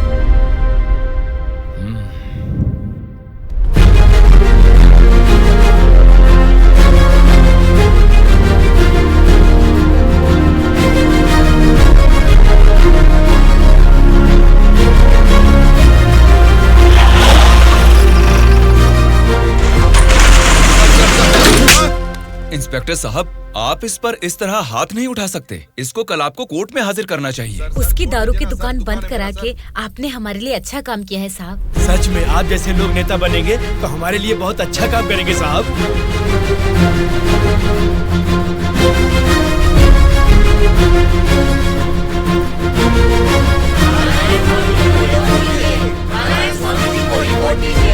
उस दिन जनता ने नारायण स्वामी को बहुत अच्छी मेजॉरिटी से जिताया था।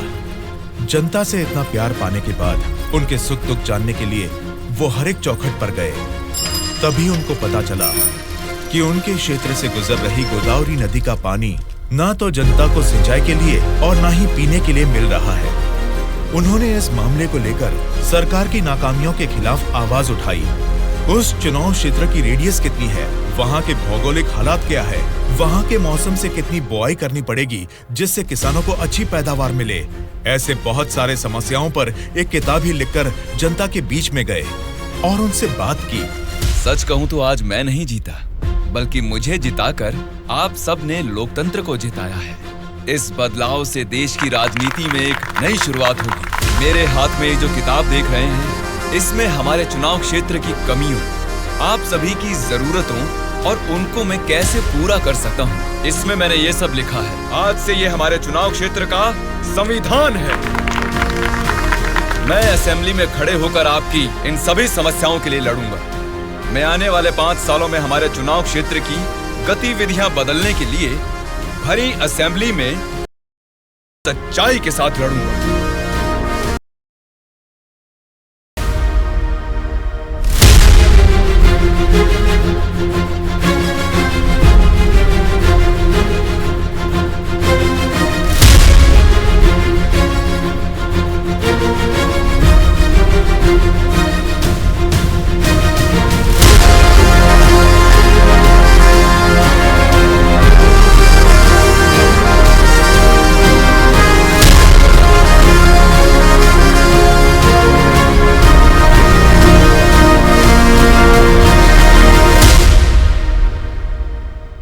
स्पीकर महोदय, ये हमारे चुनाव क्षेत्र की समस्याओं की किताब है। अगर मुझे थोड़ा सा समय मिल जाए तो मैं उन सभी समस्याओं से आपको रूबरू कराना चाहूंगा।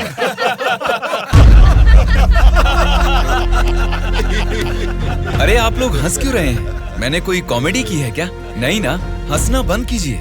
अध्यक्ष महोदय, नारायण स्वामी जी को देखकर ऐसा नहीं लगता कि असेंबली में आए हैं, किताब लेकर स्कूल में पढ़ने आए हैं ऐसा लगता है।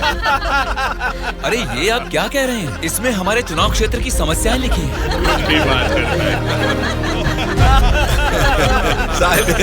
स्पीकर महोदय ने साइलेंस बोला, फिर भी हंस रहे हैं। चुप हो जाइए। ये क्या स्पीकर महोदय, ये तो आपकी भी नहीं सुन रहे। The house is adjourned. Tomorrow at 8 a.m. चलो यार, चलो।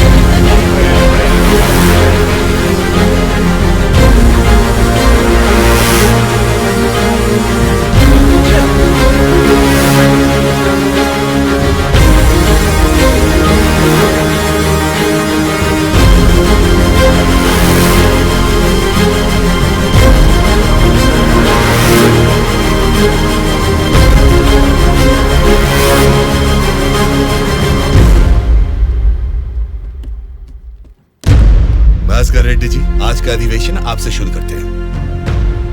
अध्यक्ष महोदय, पिछले सरकार की भ्रष्टाचार की वजह से पूरे राज्य का सर्वनाश हो गया है सर। क्यों सर्वनाश हुआ है उसकी वजह बता रहा हूँ अध्यक्ष महोदय। प्रचार तो राम राज्य का हो रहा था, लेकिन राज्य में राक्षस राज्य हो गया है अध्यक्ष महोदय, इसलिए इस तरह बात करनी पड़ रही है। ये क्या बोल रहे हो तुम? हमारी सरकार को राक्षस की सरकार बोल रहे हो? मुंह पे जुबान है तो क्या कुछ भी बोलोगे भास्कर रेड्डी? आगे के 5 साल तुम सत्ता में कैसे रहोगे ये मैं भी देखूंगा। तुम क्या देखोगे? मुंह बंद करके बैठो, नहीं तो बैठ जाएंगे। क्या कर लोगे तुम? मैं क्या करूंगा? हमारी मेजोरिटी कितनी है पता है ना? 100 लोग हैं। अगर हम चाहेंगे तो तुम में से एक भी असेंबली को छोड़कर नहीं जा सकता।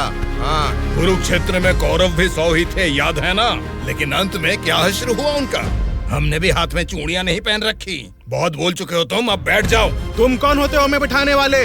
तेरे सामने ही बोल रहा हूँ, अगर हमें गुस्सा आ गया ना तो असेंबली छोड़ के कोई भी बाहर नहीं जा पाएगा, कह रहा हूँ। क्या कह रहे हो? नहीं जा पाएंगे मतलब मारोगे हमें? दम है तो आ जाना, देखते हैं। ये क्या रे, हम लोग कुछ बोलते नहीं इसलिए सर पे चढ़ गए। तब से तुम ही हमें उकसा रहे हो। तू हमें उकसाएगा और हम भड़केंगे भी नहीं। हम क्या घूंघट ओढ़ के बैठे हैं? हिम्मत है तो हमको रोक के दिखा। जोश देखना है तो फिर आ जाओ, इधर का इधर ही फैसला कर देते हैं। आ जाओ, आ जाओ, अरे आ जाओ, मैं तो आ जा। बैठ जाइए आप लोग, बैठ जाइए, शांति रखिए। भास्कर रेड्डी जी, मैंने साइलेंस बोला ना, कंट्रोल रखिए। साइलेंस, साइलेंस, आप सब लोग बैठ जाइए। Silence, silence. 1 घंटे के लिए सभा को स्थगित करता हूँ। भद्राचलम चुनाव क्षेत्र के एमएलए नारायण जी को मैं बात करने के लिए अनुमति देता हूँ। महोदय, आज इस सभा में मैं इन सभी के सामने एक बात बोलना चाहता हूँ। प्रोसीड। महोदय, यहाँ बैठे सभी लोग जनता के प्रतिनिधि हैं। जनता ने वोट दी, इसीलिए ये जीते। वोट देने वाली उस जनता के बारे में कोई बात ना करके इस सभा में एक दूसरे को कोसना, झगड़ा करना अच्छी बात नहीं है साहब। देखा जाए तो ये बेशर्मी है। अध्यक्ष महोदय, नारायण स्वामी जी अपनी मर्यादा का उल्लंघन कर रहे हैं। जनता ने आंख बंद करके वोट डालकर हमें नहीं चुना है। अध्यक्ष महोदय, इनकी मजाल तो देखिए, हमें बेशर्म बोलता है। इस बात के ऊपर तो नारायण स्वामी जी को तुरंत हमसे यहाँ क्षमा मांगनी चाहिए, अभी के अभी।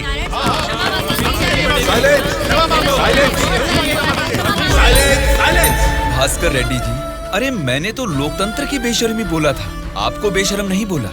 देखिए, क्षमाओं और झगड़े से सभा के समय को बर्बाद करने की बजाय हमें मिलकर जनता की जरूरतों और समस्याओं के बारे में बात करनी चाहिए। मतलब हम यहाँ झगड़ा करने आए हैं क्या? हमारे मुख्यमंत्री और हमें जनता का पालन कैसे करना है तुम बताओगे? अध्यक्ष महोदय, यहाँ पर आए सारे नेताओं से नारायण स्वामी जी को क्षमा अभी के अभी मांगनी ही होगी।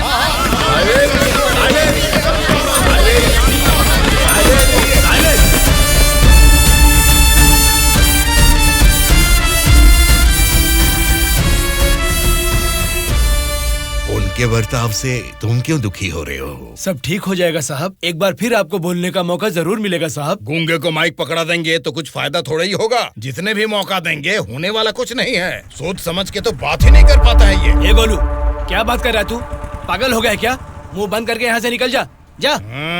उसकी बातों का बुरा मत मानिएगा साहब। उसने कुछ भी गलत नहीं कहा सुबैया। तुम उसकी बातों में गुस्सा देख रहे हो और मैं उन बातों के पीछे छिपी वजह।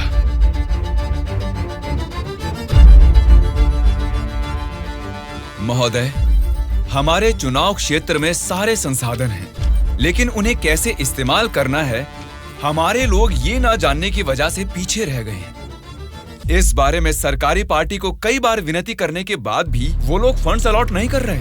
अगर ऐसा ही रहा तो हमारे चुनाव क्षेत्र की जनता हम पर भरोसा कैसे करेगी? बोलिए महोदय। नारायण स्वामी जी, आपके चुनाव क्षेत्र की जनता की समस्या के बारे में अगली बैठक में जरूर चर्चा करेंगे। अब बैठ जाइए। स्पीकर महोदय, अभी तो मैंने बस अपनी बात रखनी शुरू ही की है और आप मुझे बैठने के लिए बोल रहे हैं। नारायण स्वामी जी, प्लीज आप बैठ जाइए। श्रीनिवास जी, आप बात कीजिए। अध्यक्ष महोदय, इस सभा में सभी को बोलने का अधिकार है। मुझे अपने चुनाव क्षेत्र की समस्याओं के बारे में बात करने दीजिए। प्लीज नारायण स्वामी जी, आप बैठ जाइए। कम से कम मुझे 10 मिनट तो बोलने दीजिए महोदय, विनती है। श्रीनिवास जी, आप अपनी बात रखिए। स्पीकर साहब, सीएम के राज में राज की हालत देखेंगे तो द्वापर युग का मानो राम राज्य वापस आ गया हो महोदय। ये बात मैं नहीं कह रहा हूँ, स्वयं जनता जनार्दन बोल रही है महोदय। स्पीकर साहब, राम ने राज किया त्रेता युग में, द्वापर युग पाला है श्री कृष्ण जी ने। पहले ठीक से इतिहास को जान ले, फिर बात करें। बोला था ना, गूंगे को माइक थमा देने से कुछ नहीं होने वाला। देख लिया, नेता तो ऐसा होना चाहिए जिसके सदन में बोलने से सब थर थर कांपे, सबकी धज्जियां उड़े, जरूरत पड़े तो वो लड़ने पे आ जाए। ये सारे गुण होते हैं सदन के नेता के। और हमारे इस नेता को देखो, इनमें एक भी ऐसा गुण नहीं है। हम सभी लोगों ने अपनी पढ़ाई लिखाई बंद करके आपको इलेक्शन जितवाया था। किस लिए? ताकि हम सब लोग बेरोजगार बैठे रहे, कुछ ना करें। लेकिन आपको देख के तो लगता नहीं है कि आप हमारी समस्याओं को दूर कर पाएंगे। ऐसा बोल रहा हूँ बोल के कुछ गलत मत समझिए। असेंबली में गला फाड़ के चिल्ला के बात करने वाले को ही नेता बोलते हैं। एक जुझारू नेता ही हमारी समस्या को सुलझा सकते हैं। एक सलाह देता हूँ, एमएलए पद से ना आज ही इस्तीफा दे दो। भद्राचल के चुनाव क्षेत्र के एमएलए नारायण स्वामी जी को बात करने के लिए अनुमति देता हूँ। अध्यक्ष महोदय, हमारे चुनाव क्षेत्र के चारों ओर पानी ही पानी है, लेकिन एक घूंट भी पीने लायक नहीं है महोदय। वहाँ के लोगों की स्थिति बहुत खराब है महोदय, जरा उनके बारे में कुछ सोचिए। और सिर्फ एक यही समस्या नहीं है साहब, शिक्षा, चिकित्सा, रोड, मैं तो कहता हूँ पूरा क्षेत्र समस्याओं ही समस्याओं से भरा है महोदय। इसीलिए मेरी आपसे विनती है कि अध्यक्ष महोदय, नारायण स्वामी जी के चुनाव क्षेत्र में सिर्फ और सिर्फ जनता को ही सारी समस्याएं हो रही है, लेकिन इनके राज्य में सरकार बनाने वाली पार्टी के गुंडों की वजह से वहाँ के जनता की जान जा रही है। अध्यक्ष महोदय, सत्ता इनके हाथ में है और पैसे बनाना ही इनकी पार्टी का मकसद है। दरअसल सत्ता में रहकर इन्हें अपनी दारू की दुकानें चलानी है और सारा इल्जाम हम पे थोपना है। अध्यक्ष महोदय, हम सिर्फ दारू की दुकान ही चला रहे हैं साहब। ये विपक्ष के लोग जब सत्ता में थे तब सीधा ब्रोथेल हाउस ही चला रहे थे। हाँ साहब, ये सही कह रहा हूँ मैं। जरा उनको देखिए, बोलते कुछ है, करते कुछ और हैं। देखिए साहब, ये कैसी बातें कर रहा है, कितना गिरा हुआ आदमी है ये अध्यक्ष महोदय। Silence, silence. मैंने क्या गलत कह दिया अध्यक्ष महोदय? ये रमा देवी कौन है? क्या चरित्र है इनका? एक जमाने में रेड लाइट एरिया में उन्होंने क्या गुल खिलाए हैं सब जानते हैं।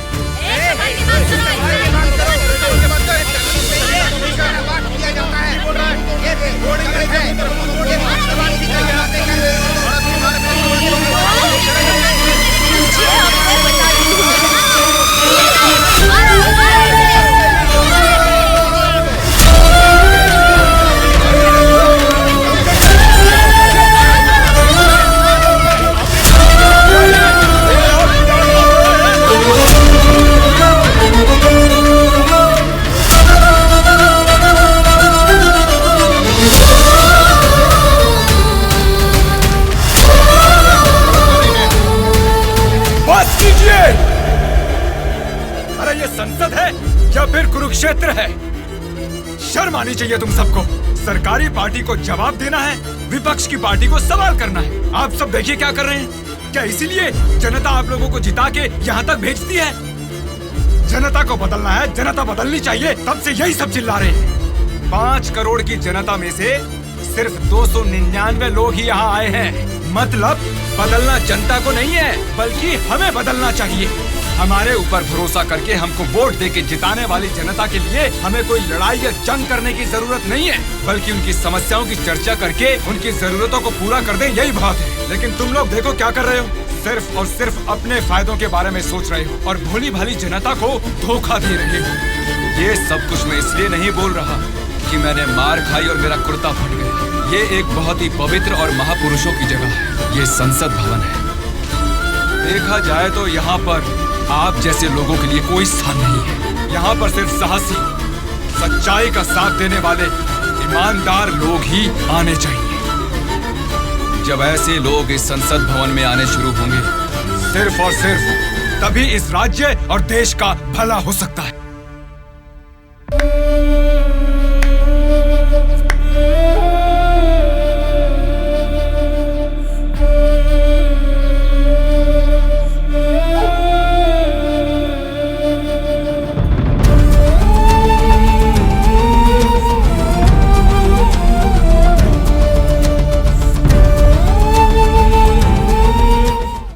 अब तो बता दीजिए अंकल, उदास क्यों हो आप?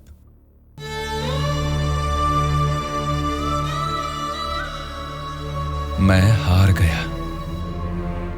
जनता से वादा करके उसे ना निभाने वाला नालायक बन गया मैं। क्या हो गया अंकल, आप ऐसे क्यों बात कर रहे हैं? सत्ता में आते ही हम कुछ भी कर सकते हैं सोचने वाले नेताओं को बदलना होगा। जब तक ऐसा नहीं होगा, हमारा यह समाज कभी नहीं बदलेगा। ऐसा है तो मैं उनको बदलूंगा अंकल। क्या कहा? तुम बदलोगे? हाँ अंकल, मैं बदलूंगा। तो ठीक है, चलो मुझसे ये वादा करो। मैं वादा करता हूँ अंकल, उन सब को मैं सच में बदल दूंगा।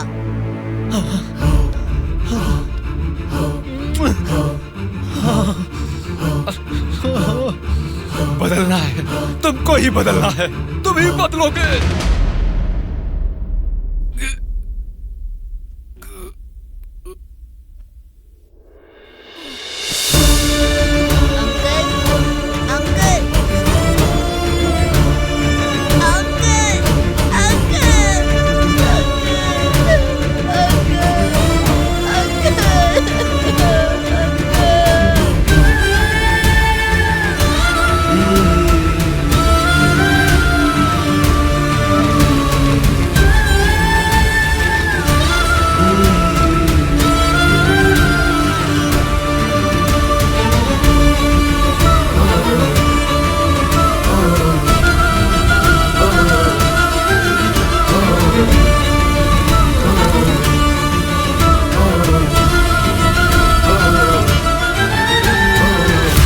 पिताजी के साथ किसी ने क्या किया, उससे हमारा क्या लेना देना?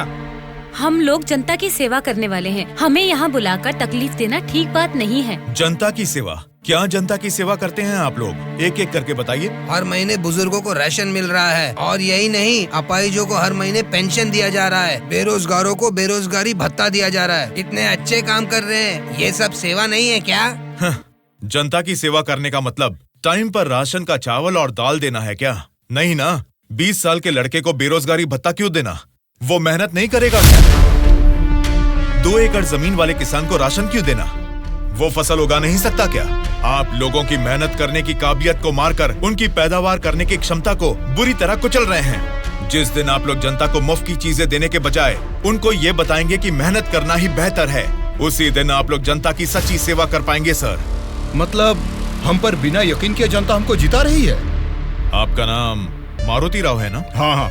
आपका चुनाव क्षेत्र रामापुरम है ना? सही कहा, रामापुरम ही है। आपके रामापुरम के बारे में आप क्या जानते हैं, थोड़ा बताएंगे सर? क्या रखा है रामापुरम में? 4 वार्ड है, 6 सरकारी अस्पताल है और 20 प्राइवेट अस्पताल है। उसके बाद 12 सिनेमा घर और 130 वाइन शॉप है। इसके अलावा अलग अलग क्षेत्र के लोग हैं, अलग अलग जात के लोग हैं और अलग अलग धर्म के लोग हैं। बाकी ओसी कास्ट तो सब कुछ मिला जुला के 1 लाख। इनके अलावा BC SC ST ये सब मिला के 2 लाख वोटर हैं। उतना ही नहीं, फिल्म डायरेक्टर सुकुमार जी और हीरोइन अंजलि जी दोनों यही पैदा हुए थे। कुंडली निकालोगे क्या? Nice information sir. उसी रामापुरम में जहाँ हजारों किसान रहते थे, अब कुछ गिनती के ही क्यों रह गए हैं सर? मुझे नहीं मालूम, किसानों के बारे में हम इतना कुछ नहीं जानते। तुम बोलो, तुम्हें मालूम है तो। रामापुरम की पूरी वोटरों की गिनती है 4,80,000। उनमें पुरुष है 2,50,000, स्त्रियां हैं 2,28,000, बाकी लोग हैं थर्ड जेंडर।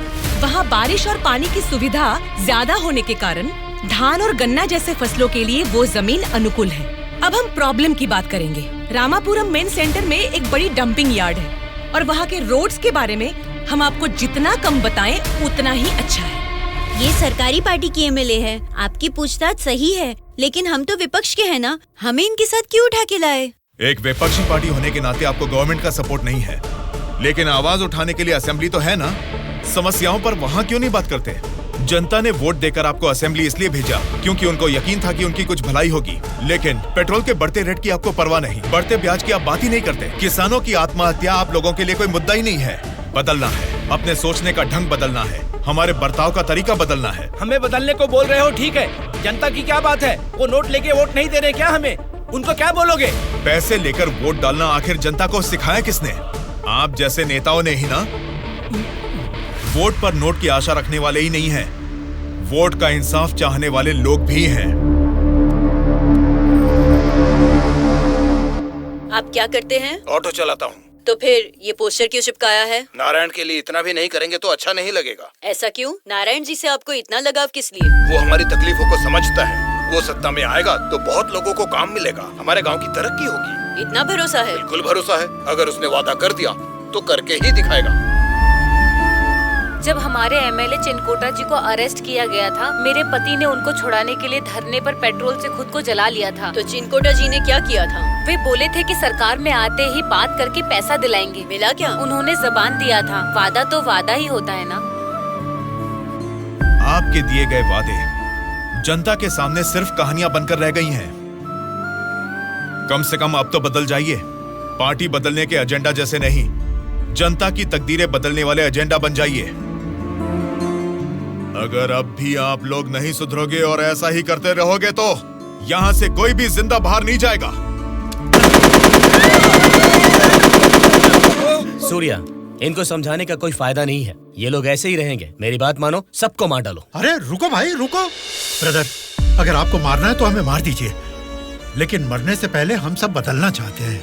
हमको एक चांस तो दीजिए। इतने दिन जनता के पैसे कैसे लूटना है यही सोचते थे, अब एक मौका दे दो हमें। जनता के पैसे को जनता तक लौटाना है यही सोचेंगे। अब उस नारायण स्वामी के सपनों को हम सच करके दिखाएंगे। उसका नाम है सूर्या। ऑलरेडी एक मर्डर केस में वो सजा काट रहा है। सत्ताधारी पार्टी की सपोर्ट से वो जेल से बाहर निकला है। बहुत शातिर है वो। बड़ी होशियारी से वो दोनों पार्टियों के एमएलए को किडनैप करके लेके गया है। उसका प्लान क्या है, उसने क्यों किडनैप किया है, उसके सिवा और किसी को पता नहीं है। समझ गया सर। वो जहाँ भी हैं, सब एमएलए को सेफली लाने की जिम्मेदारी मेरी।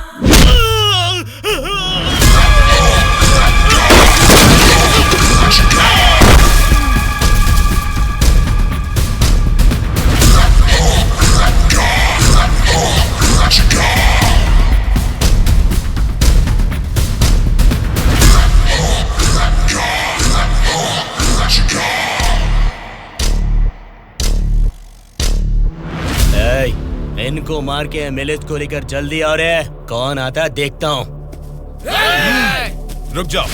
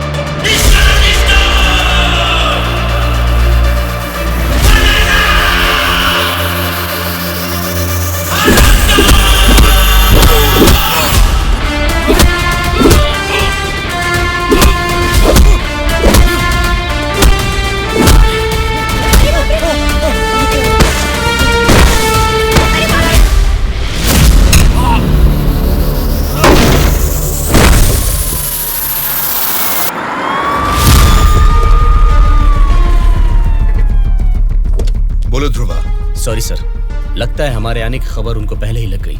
What? हाँ सर, जब तक हम पहुंचे वो सब एमएलए को लेकर यहाँ से चला गया। तो अब क्या होगा? आज शक्ति परीक्षण है। आज अगर एमएलए को नहीं ला पाएंगे तो स्टेट पे एक बड़ा इशू बन जाएगा। तुम किसी भी कीमत पर उन एमएलए को यहाँ ले आओ। Okay sir, I will try my level best.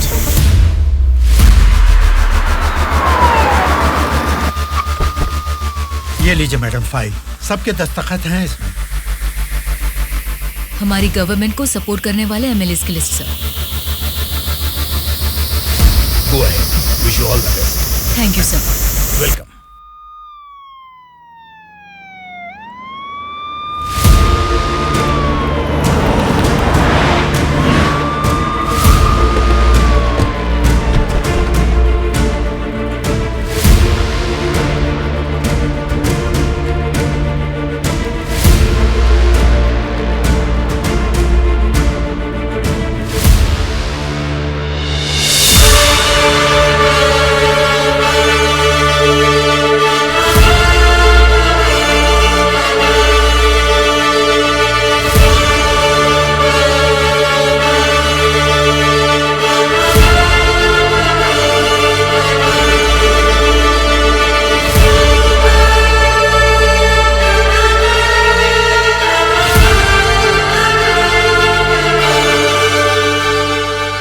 राज्य में पहली बार महिला चीफ मिनिस्टर बनने के लिए congratulations Shyamala Bharati ji. Best wishes. Thank you. एक आदमी के अच्छे काम की वजह से आज हम सभी लोग एक नई सोच के साथ इस असेंबली को देख रहे हैं।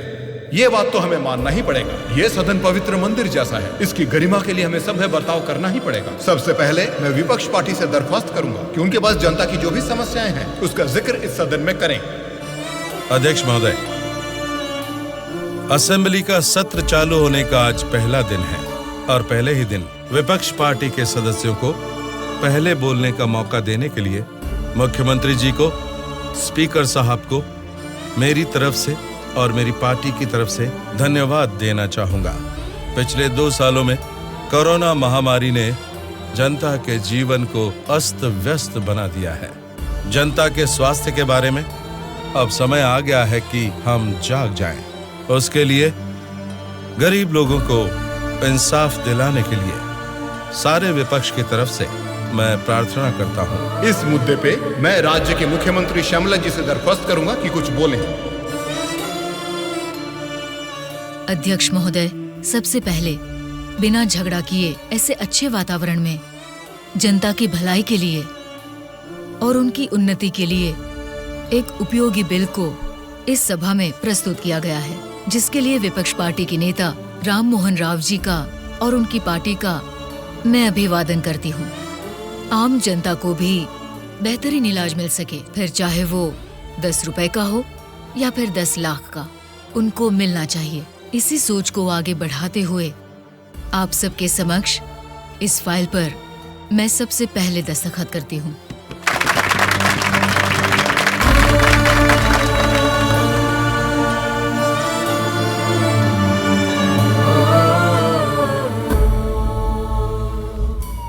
तुमने जो सोचा उसे पा लिया सूर्या। नेक्स्ट टारगेट क्या है? हमारे देश की तरक्की जो कोई भी रोक रहा है वो लोग ही मेरा नेक्स्ट टारगेट।